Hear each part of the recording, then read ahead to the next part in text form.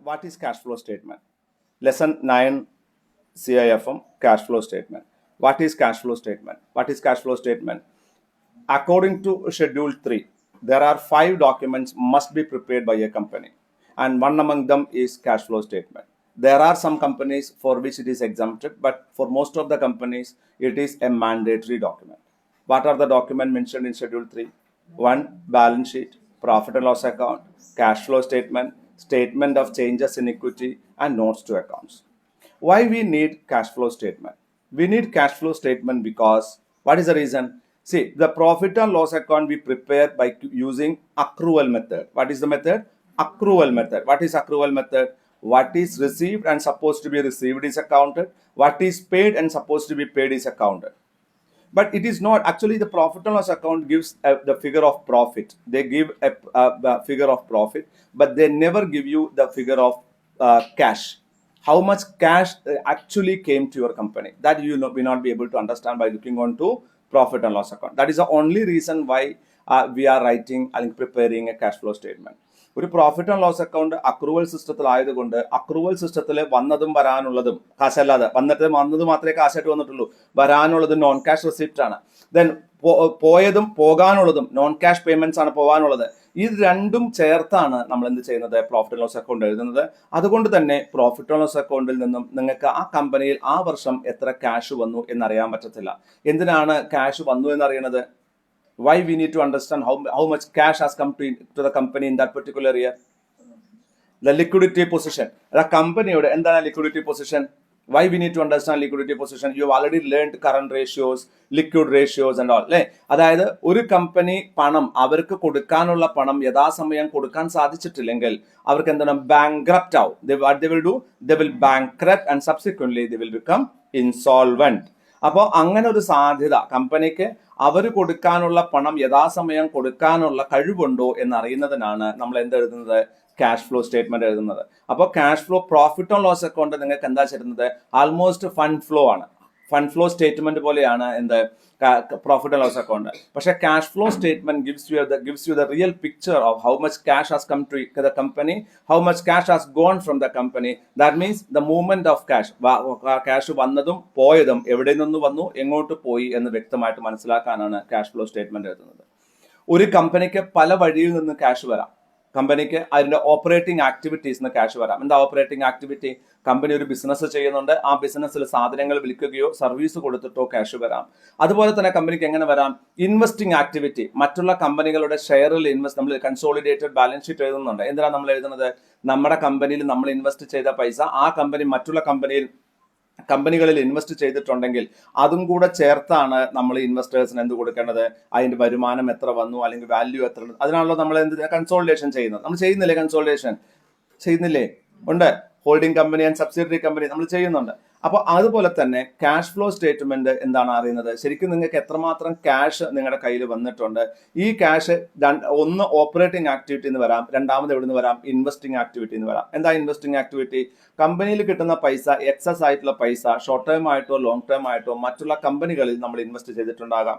അവരുടെ സ്റ്റോക്കിൽ, ഡിബഞ്ചറുകളിൽ ലോൺ കൊടുത്തിട്ടുണ്ടാകാം. ഇങ്ങനെയുള്ള ഇൻവെസ്റ്റ്മെന്റുകളിൽ നിന്നും കമ്പനിക്ക് വരുമാനം കിട്ടിയിട്ടുണ്ടോ? This will help you to understand operations അല്ലാതെ മറ്റെന്തെല്ലാം ആക്ടിവിറ്റികളാണ് കമ്പനി ചെയ്യുന്നത് എന്ന് മനസ്സിലാക്കാൻ ഇത് സഹായിക്കുന്നു. മൂന്നാമതാണ് ഫിനാൻസിങ് ആക്ടിവിറ്റി. എന്താ ഫിനാൻസിങ് ആക്ടിവിറ്റി? ഫിനാൻസിങ് ആക്ടിവിറ്റി എന്ന് പറഞ്ഞാൽ കമ്പനി പബ്ലിക് ഇഷ്യൂ നടത്തിയിട്ടുണ്ടോ, ഡിബഞ്ചർ ഇഷ്യൂ ചെയ്തിട്ടുണ്ടോ, ബോണ്ട് ഇഷ്യൂ ചെയ്തിട്ടുണ്ടോ, ലോൺ കൊടുത്തിട്ടുണ്ടോ.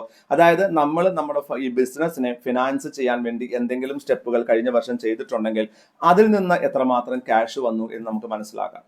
ഇത്രയും ക്യാഷ് വന്നത് നമ്മൾ കറക്റ്റായിട്ട് നമ്മൾ നോക്കുകയാണെന്നുണ്ടെങ്കിൽ നമുക്ക് എന്ത് കിട്ടും, ആ കമ്പനിയിൽ ആ വർഷം എത്രമാത്രം ക്യാഷ് വന്നിട്ടുണ്ട് പോയിട്ടുണ്ട് എന്ന് നമുക്ക് മനസ്സിലാക്കാൻ സാധിക്കും. ഇത്രയും സിമ്പിൾ ആയിട്ടുള്ള ഒരു സ്റ്റേറ്റ്മെന്റ് ആണ് എന്ത്, ഈ ഒരു സ്റ്റേറ്റ്മെന്റ്. ഇതിൽ നമ്മൾ പ്രോഫിറ്റ് ആൻഡ് ലോസ് അക്കൗണ്ടിൽ പ്രോഫിറ്റ് എടുക്കുന്നു, നോൺ ക്യാഷ് ആയിട്ടുള്ള എക്സ്പെൻഡിച്ചർ ഒക്കെ ആഡ് ബാക്ക് ചെയ്യുന്നു, നോൺ ക്യാഷ് ഇൻകംസ് ഒക്കെ കുറയ്ക്കുന്നു. അതായത് നോൺ ക്യാഷ് എക്സ്പെൻഡിച്ചർ എന്താണ്, കാശായിട്ട് കൊടുക്കാത്ത എക്സ്പെൻഡിച്ചറിനെയൊക്കെ തിരിച്ചടയ്ക്കുന്നു. അപ്പൊ എന്തുണ്ടായി, നമ്മുടെ ക്യാഷ് കയ്യിൽ ഇപ്പൊ എൻ്റെ 500 ഉറുപ്പ്യുണ്ട്, ആ 500 ഉറുപ്പ്യയിൽ അടയ്ക്കാത്ത ഒരു ടെലിഫോൺ ബില്ല്, 100 രൂപയുടെ ടെലിഫോൺ ബില്ല് ഞാൻ അത് കാണിച്ചിട്ടുണ്ടെന്ന് കരുതുക. അപ്പൊ റിയൽ ആയിട്ട് എൻ്റെ കയ്യിൽ എത്ര കാശുണ്ടാവും?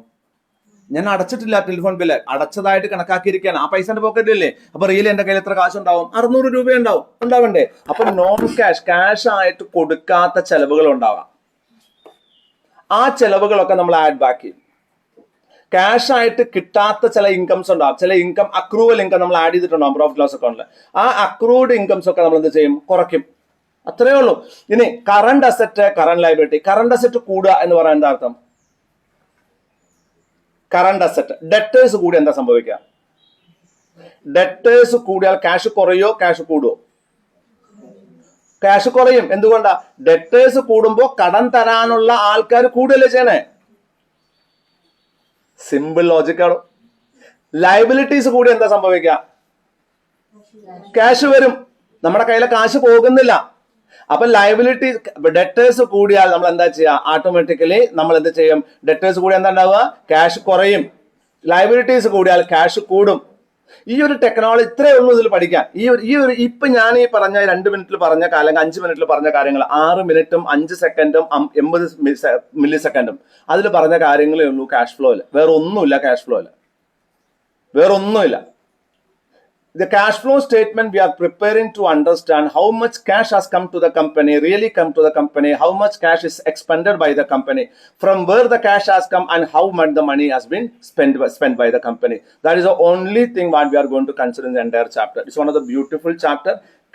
ദൈവത്തോട് പ്രാർത്ഥിക്കുക അത് ചോദിക്കണമെന്ന് 8 മാർക്ക് സൂപ്പർ ആയിട്ട് കിട്ടും ഇതിൽ.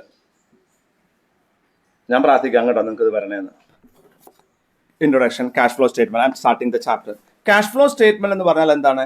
എത്രമാത്രം കാശ് നമ്മുടെ കയ്യിലേക്ക് നമ്മുടെ കമ്പനിയിലേക്ക് വന്നു, അല്ലെങ്കിൽ ക്യാഷ് ഇക്വലന്റ് ക്യാഷ് ആയിട്ട് കൺവേർട്ട് ചെയ്യുന്ന സാധനങ്ങൾ കമ്പനിയിലേക്ക് വന്നു, എത്രമാത്രം ക്യാഷ്, അതായത് cash and near to cash എന്നാ പറയുന്നത്. Cash in hand, cash at bank, അല്ലെ? നിയർ ടു ക്യാഷ് വന്നു, നിയർ ടു ക്യാഷ് പോയി എന്ന് മനസ്സിലാക്കാനുള്ള സ്റ്റേറ്റ്മെന്റ് ആണ് ഈ സ്റ്റേറ്റ്മെന്റ്. ഇതിന്റെ ഉദ്ദേശം എന്താണ്?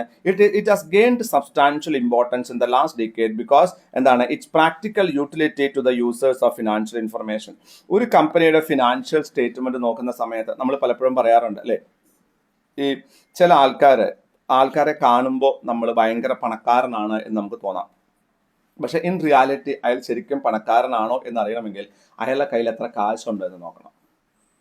ഇപ്പോൾ നിങ്ങൾക്കൊരു ആൻസസ്ട്രൽ പ്രോപ്പർട്ടി ഉണ്ട്. The ancestral property worth amount 100 crore. 100 കോടി രൂപയുടെ ഒരു ആൻസസ്ട്രൽ പ്രോപ്പർട്ടി നിങ്ങളുടെ പേരിലുണ്ട്. പക്ഷെ ഈ പ്രോപ്പർട്ടി നിങ്ങൾക്ക് ഉപയോഗിക്കാൻ പറ്റില്ല, അത് ലിറ്റിഗേഷനിലാണ്. നിങ്ങൾ പണക്കാരനാണോ?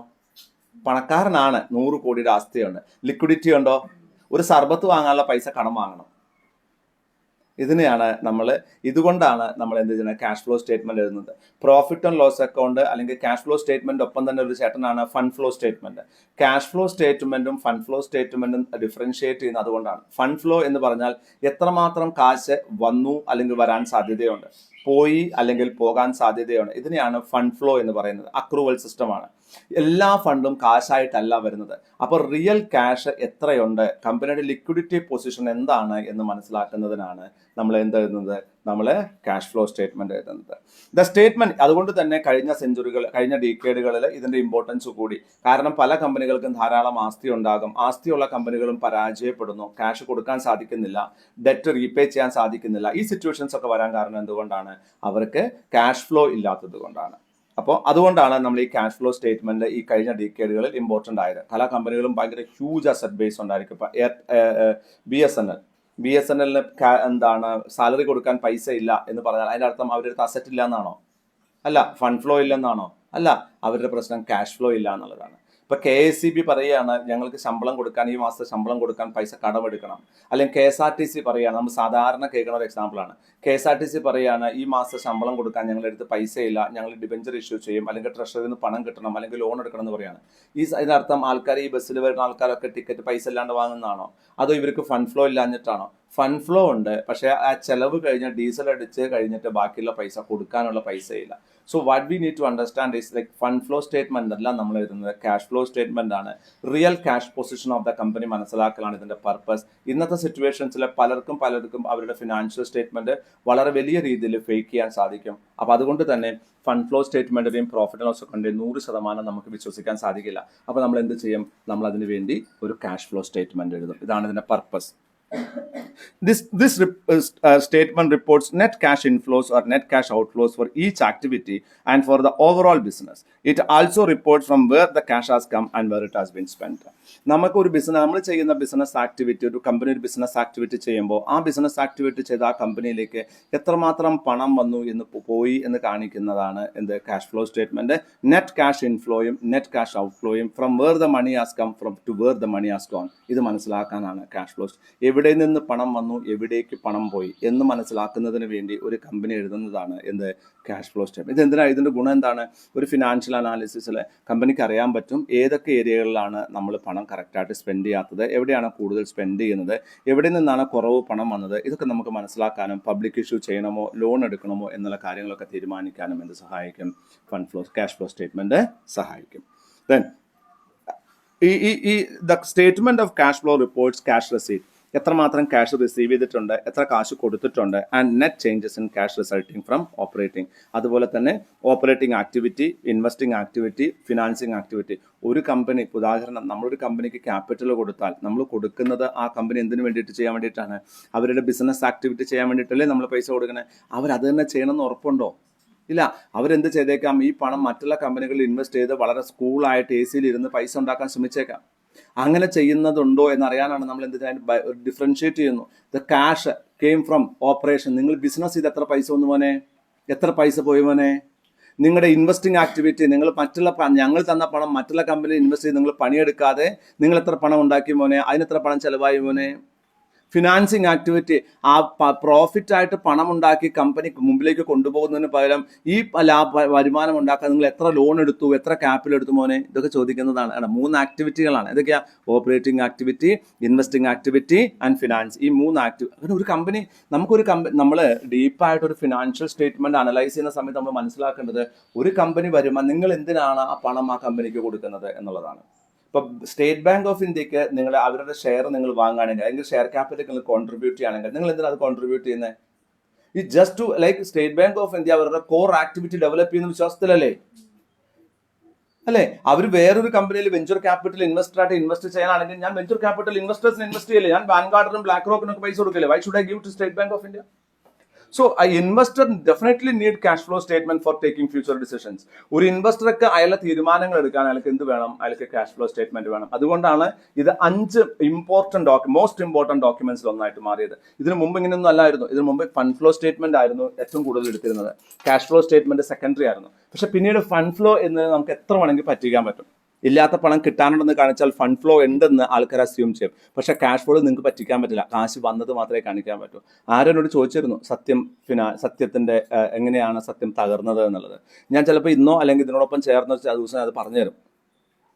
സത്യത്തിന്റെ സത്യം എന്ന് പറയുന്ന ഇന്ത്യയിലെ 2ാമത്തെ അല്ലെങ്കിൽ 3ാമത്തെ ഏറ്റവും വലിയ IT കമ്പനി പരാജയപ്പെട്ടത്, അവരെന്തുകൊണ്ടാണ് പരാജയപ്പെട്ടത് എന്ന് ഈ ഫിനാൻഷ്യൽ സ്റ്റേറ്റ്മെന്റുമായിട്ട് പറയുന്ന സമയത്ത് ഞാൻ പറഞ്ഞുതരാം. കാരണം അത് നിങ്ങൾ മനസ്സിലാക്കണം. നിങ്ങൾ ഒരാളെയും 100% വിശ്വസിച്ചുകൂടാ. മിന്നുന്നതെല്ലാം പൊന്നല്ല. ചില കമ്പനികളുടെ ഫിനാൻഷ്യൽ സ്റ്റേറ്റ്മെന്റ് ഭയങ്കര ബ്യൂട്ടിഫുൾ ഫിനാൻഷ്യൽ സ്റ്റേറ്റ്മെന്റ് ആയിരിക്കും. പക്ഷെ അതിൽ പറഞ്ഞിരിക്കുന്ന പല കാര്യങ്ങളും വിശ്വസനീയമാണോ എന്നറിയണമെങ്കിൽ നമുക്ക് ഈ സാധനങ്ങളൊക്കെ നോക്കാൻ അറിയണം. ഫിനാൻഷ്യൽ സ്റ്റേറ്റ്മെന്റിനെ അനലൈസ് ചെയ്യാൻ പഠിക്കണം.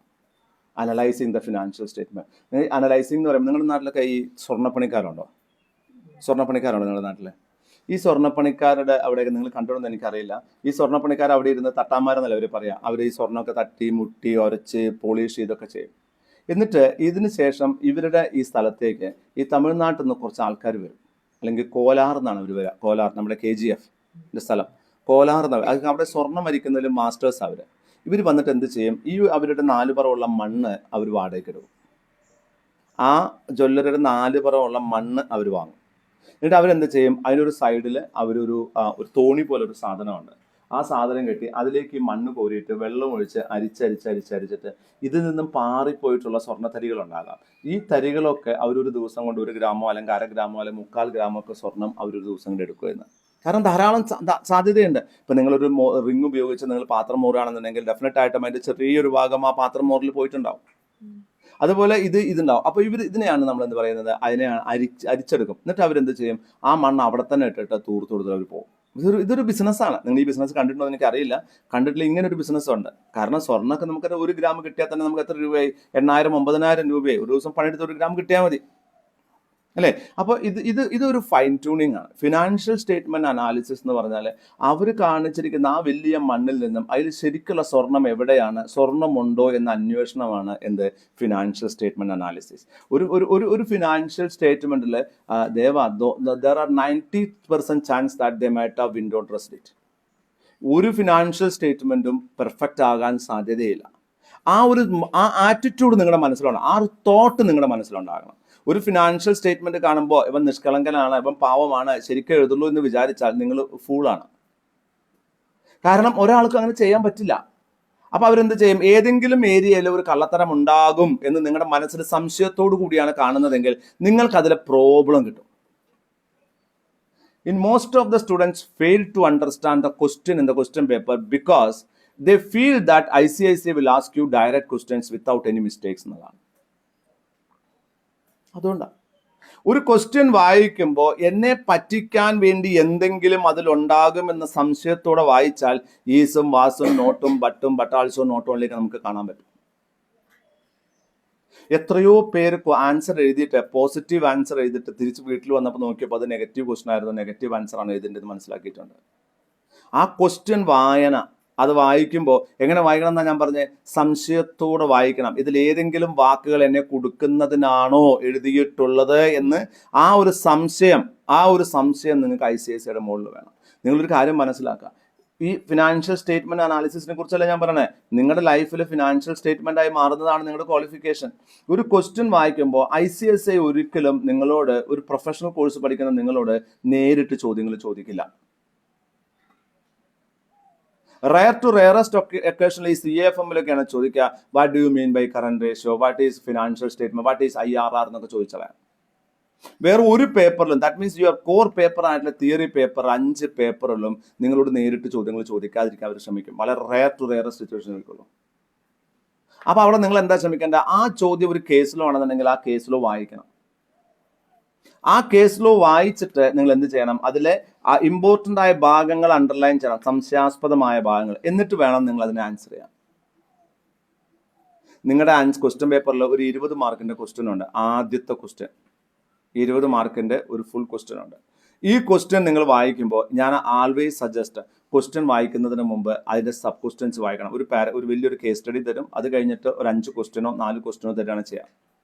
അവിടെ നിങ്ങൾ ആദ്യം ചെയ്യേണ്ടത് ആ പാരഗ്രാഫ് വായിക്കാൻ, അല്ലെങ്കിൽ ആ മെറ്റീരിയൽ വായിക്കാൻ തുടങ്ങുന്നതിന് മുമ്പ് ആ ക്വസ്റ്റ്യൻസ് ഒന്ന് വായിച്ചു നോക്കാം.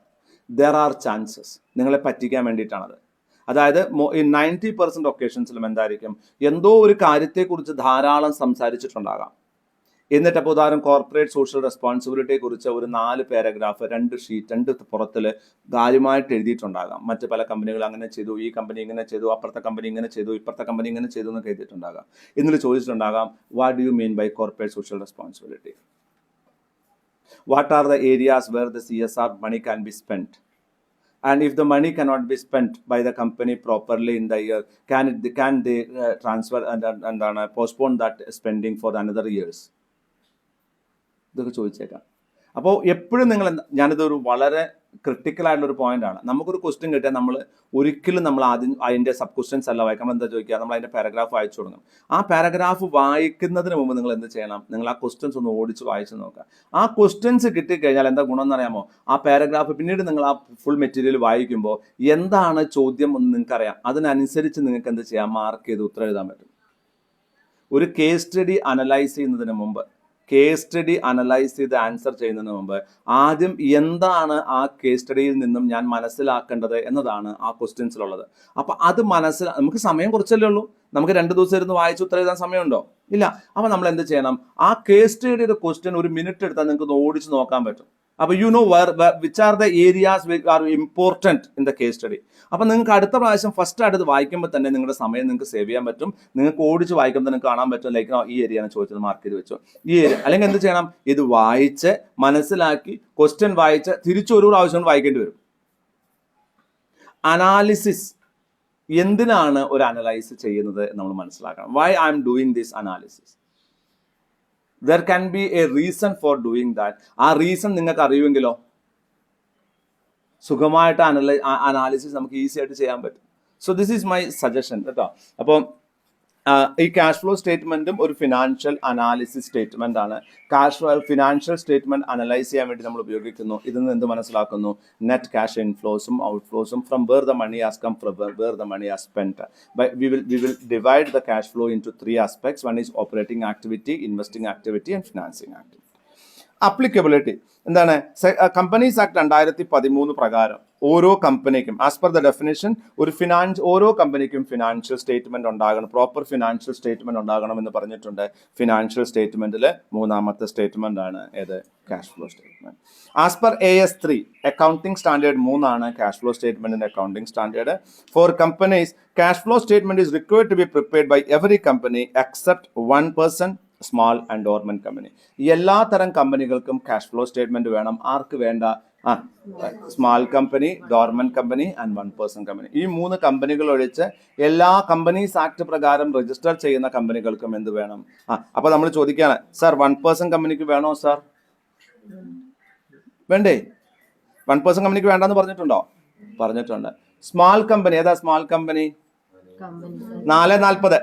440 സ്മാൾ കമ്പനി അല്ലേ? കമ്പനീസ് ആക്ടിലെ MSMEയിലല്ല. അതാണ് നമ്മൾ മനസ്സിലാക്കേണ്ടത്.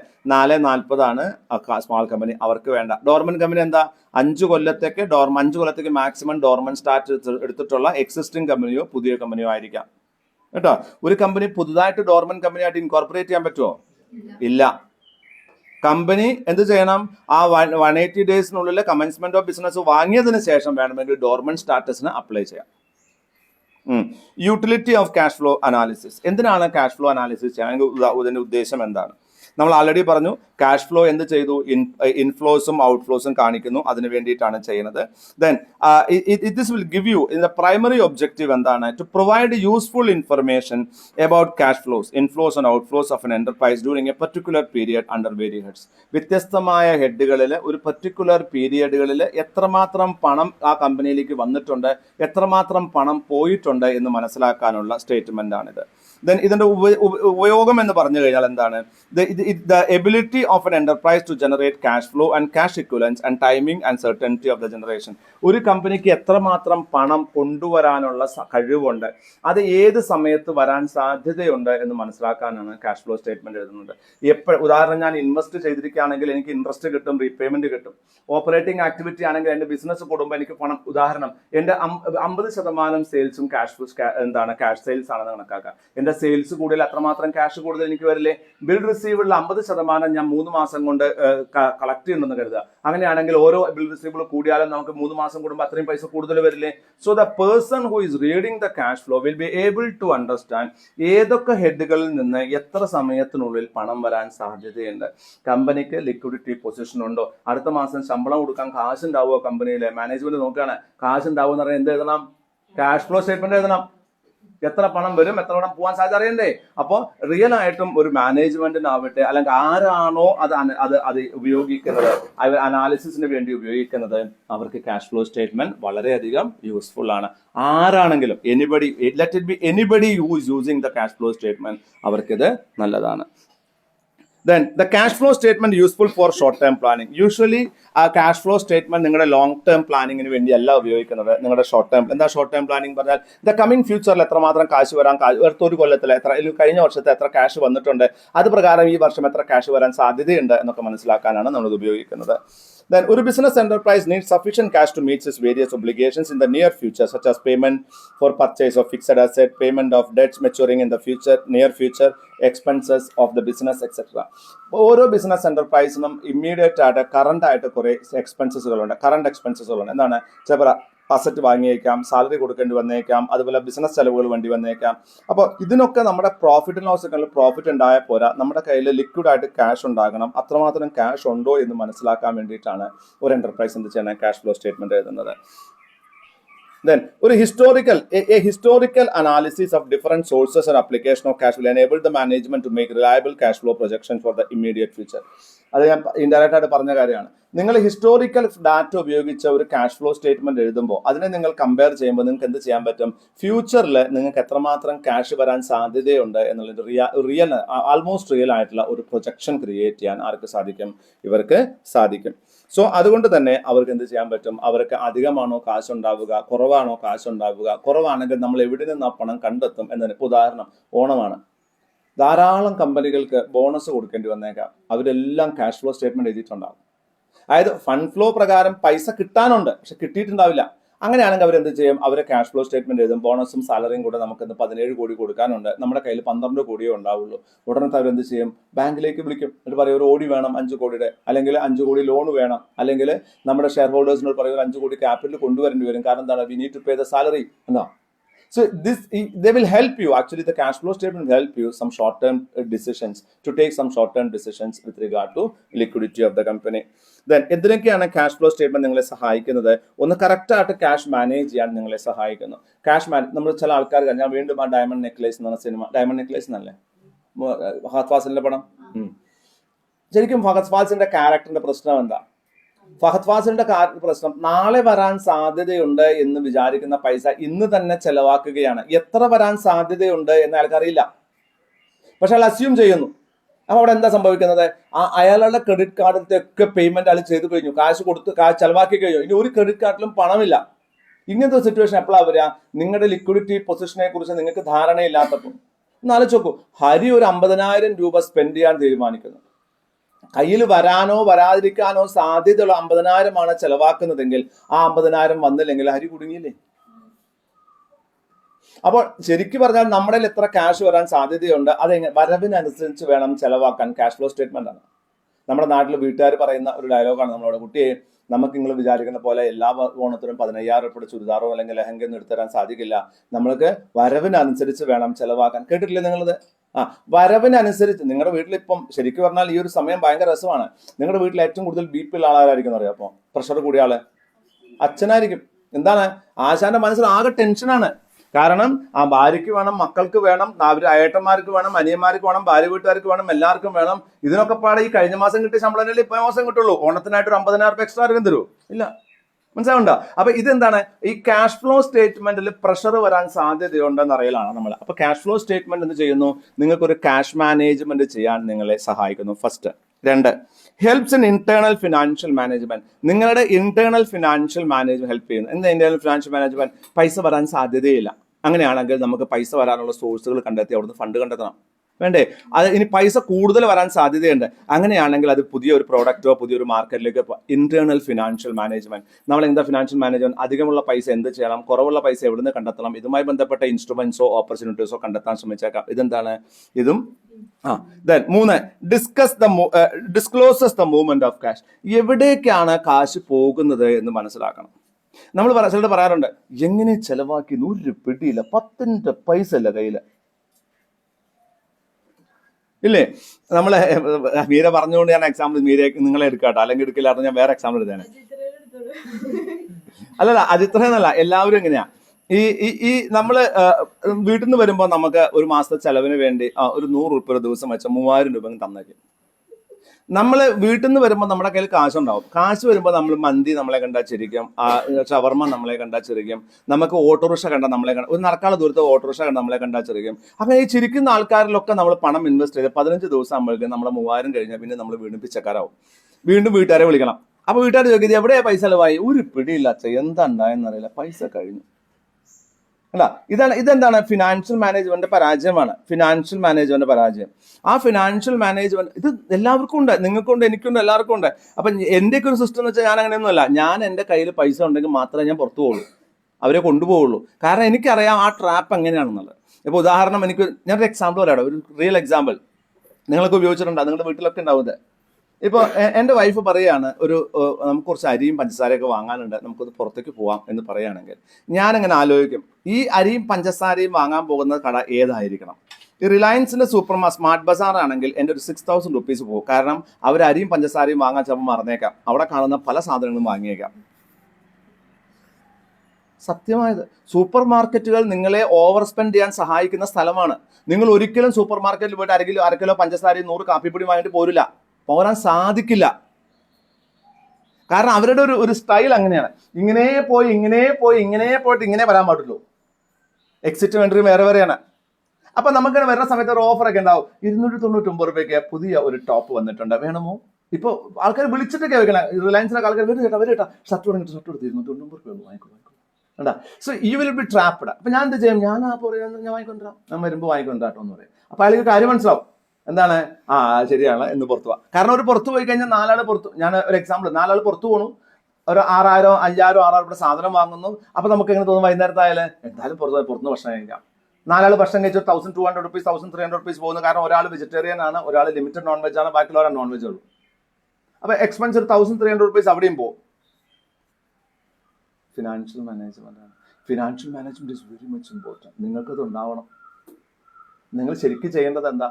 ഓരോ ദിവസവും നിങ്ങൾ എത്ര സ്പെൻഡ് ചെയ്യണമെന്നുള്ളത് നിങ്ങൾ കറക്റ്റായിട്ട് നിങ്ങൾക്ക് ഓർമ്മയുണ്ടാവാതെ എഴുതി വെക്കണം. അപ്പം നിങ്ങൾക്കറിയാം എവിടെയാണ് നിങ്ങൾ ഓവർ സ്പെൻഡ് ചെയ്യുന്നത് എന്നുള്ളത്. ഇപ്പോൾ ഞാൻ പറഞ്ഞില്ലേ, രാഹുൽ പഠിക്കുന്നത്, എൻ്റെ മോൻ്റെ പേരാണ് രാഹുൽ പഠിക്കുന്നത് BHUലാണ്. അവനാകെയുള്ള ചിലവ് എത്രയെന്ന് അറിയാം നിങ്ങൾക്ക്? അവനവിടെ പഠിക്കാൻ ഞാൻ പറഞ്ഞുതരാം. BHUലൊക്കെ നിങ്ങൾക്ക് ആർക്കെങ്കിലും ജോയിൻ ചെയ്യണമെങ്കിൽ ജോയിൻ ചെയ്യാം. അതുകൊണ്ടാണ് പറഞ്ഞത് നിങ്ങളുടെ ഫ്രണ്ട്സ്. ഗവൺമെൻറ് ഓഫ് ഇന്ത്യയുടെ ഒരു യൂണിവേഴ്സിറ്റിയാണ്, സെൻട്രൽ യൂണിവേഴ്സിറ്റിയാണ്. 3ാമത്തെ ഏറ്റവും ബെസ്റ്റ് യൂണിവേഴ്സിറ്റിയാണ് ഇന്ത്യയിലെ. ദ 3rd ബെസ്റ്റ് യൂണിവേഴ്സിറ്റിയാണ് ബനാറസ് യൂണിവേഴ്സിറ്റി. അഗ്രികൾച്ചറും വെറ്റിനറി മുതൽ IITയും IIMs വരെ അതിൻ്റെ ക്യാമ്പസിലുണ്ട്. Such a beautiful big university. ഈ ചങ്ങാതി CUT എഴുതി അയാൾക്ക് കിട്ടിയ JNUവിൽ ഓപ്ഷനും അതുപോലെ മറ്റുള്ള സെൻട്രൽ യൂണിവേഴ്സിറ്റി ഓപ്ഷനും വേണ്ടെന്ന് വെച്ചിട്ടാണ് അയാൾ BHUൽ, അത് അയാളുടെ ഇഷ്ടത്തിന് പോയതാണ്. അവിടുത്തെ എക്സ്പെൻസ് എന്ന് പറഞ്ഞാൽ ഒരു വർഷത്തെ ഫീസ് 28,000 രൂപയാണ്. ഒരു വർഷത്തെ ഫീസ് 28,000. താമസം ഒരു വർഷത്തിന് 5,000 രൂപയാണ്. ഒരു വർഷത്തിന് 5,000 രൂപയാണ്. ഫുഡിന് അയാൾക്ക് ചിലവാകുന്നത് മാസം 3,100 രൂപയോളാണ് ചിലവാകും. മെസ്സാണ് 3,100 രൂപ. ആഴ്ചയിൽ 3 ദിവസം നോൺ വെജ് ഉണ്ടായിരിക്കും, ബാക്കിയുള്ള ദിവസമൊക്കെ വെജ് ആയിരിക്കും. ഞാൻ ഇയാൾക്ക് പൈസ അയച്ചു കൊടുത്തു കഴിഞ്ഞാൽ ഇയാൾക്കൊരു സിസ്റ്റമുണ്ട്. അയാൾക്ക് മാത്രമുള്ള സിസ്റ്റം വേറെ ആർക്കും ഇല്ല കേട്ടോ. എൻ്റെ മോളക്കൊന്നതില്ല. അയാൾക്കൊരു സിസ്റ്റമുണ്ട്. ആ സിസ്റ്റം ലക്ഷ്മി കടമാരും പറഞ്ഞു കൊടുക്കാം കേട്ടോ. ഞാൻ ഇങ്ങനെയൊക്കെ പറഞ്ഞു. അയാൾക്ക് എന്താ ചെയ്യുക? അയാൾ ആ ദിവസത്തെ ആ മെസ്സിൻ്റെ ഫീസ് അടച്ചു കഴിഞ്ഞാൽ അഡീഷണൽ ചിലവാകുമ്പോൾ അവൻ എന്നെ മെസ്സേജ് ചെയ്യും. അച്ഛാ, ഞാൻ ഇന്ന് ഓവർ സ്പെൻഡ് ചെയ്തിട്ടുണ്ട്, ഒരു 40 rupees ഓവർ സ്പെൻഡ് ചെയ്തിട്ടുണ്ട്, 2 ജ്യൂസും ഒരു പഴവും വാങ്ങി കഴിച്ചിട്ടുണ്ട് എന്നൊക്കെ പറഞ്ഞാൽ ഞാൻ പലപ്പോഴും ആലോചിക്കും, അങ്ങനെ എന്തിനാ നീ പറയണതെന്ന് ചോദിക്കണമെന്ന് ഞാൻ വിചാരിക്കും. പിന്നെ ഞാൻ ആലോചിക്കും, അതാണല്ലോ ഒരു യഥാർത്ഥ സിസ്റ്റം. ആ ഒരു സിസ്റ്റം അയാളെ ബ്രേക്ക് ചെയ്യാൻ ഭയങ്കര സുഖമാണ്. അയാളെ എനിക്ക് ബ്രേക്ക് ചെയ്യാം. അതും പറയണ്ടോ, അച്ഛനോടൊക്കെ പറയേണ്ട വല്ല കാര്യമുണ്ടോ? പക്ഷെ ഞാൻ പറയും വെരി ഗുഡ് എന്ന് ഞാൻ പറയും. അത് കുഴപ്പമില്ലടാ, അഞ്ഞ് വാങ്ങിച്ചാൽ എന്തൊക്കെ വാങ്ങി കഴിക്കുക എന്ന് പറയും. കാരണം എന്താണ്? അയാൾ പോകുമ്പോൾ ഞാനൊരു എമൗണ്ട് അയാളെ അക്കൗണ്ടിൽ ഇട്ട് കൊടുത്തിട്ടുണ്ട്.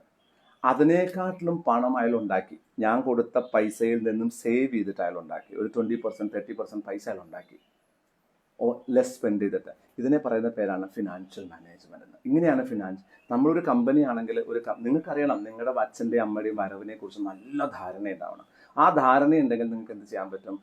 നമ്മൾ ചെല്ലുന്ന ചിലവുകൾ നമ്മൾ കുറയ്ക്കും. നമുക്ക് കൺട്രോൾ ചെയ്യാൻ പറ്റും. പക്ഷെ നമ്മളൊരു ഹൈപ്പിലാണ്. ചില അച്ഛനമ്മ എന്താ ചെയ്യുക? അവർ വരവിനെ കുറിച്ച് പറയില്ല, നമ്മളോട് ഭയങ്കരമായിട്ട് പൊലിപ്പിച്ച് പറയും. അല്ലെങ്കിൽ നമ്മളോട് അതിൻ്റെ വിഷമങ്ങൾ അറിയാൻ അവർ സമ്മതിക്കില്ല.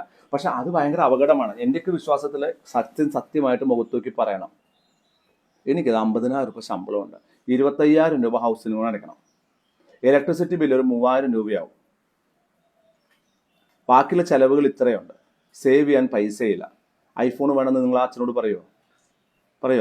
AC വേണമെന്ന് പറയുമോ നിങ്ങൾ അച്ഛനോട്? ഇല്ല. You know the reality. ഏതെങ്കിലും ഒരു ഫാൻ ഓൺ ആണെങ്കിൽ അപ്പോൾ പോയി ഓഫ് ചെയ്യും നിങ്ങൾ. You will understand the financial. This is what is called financial management.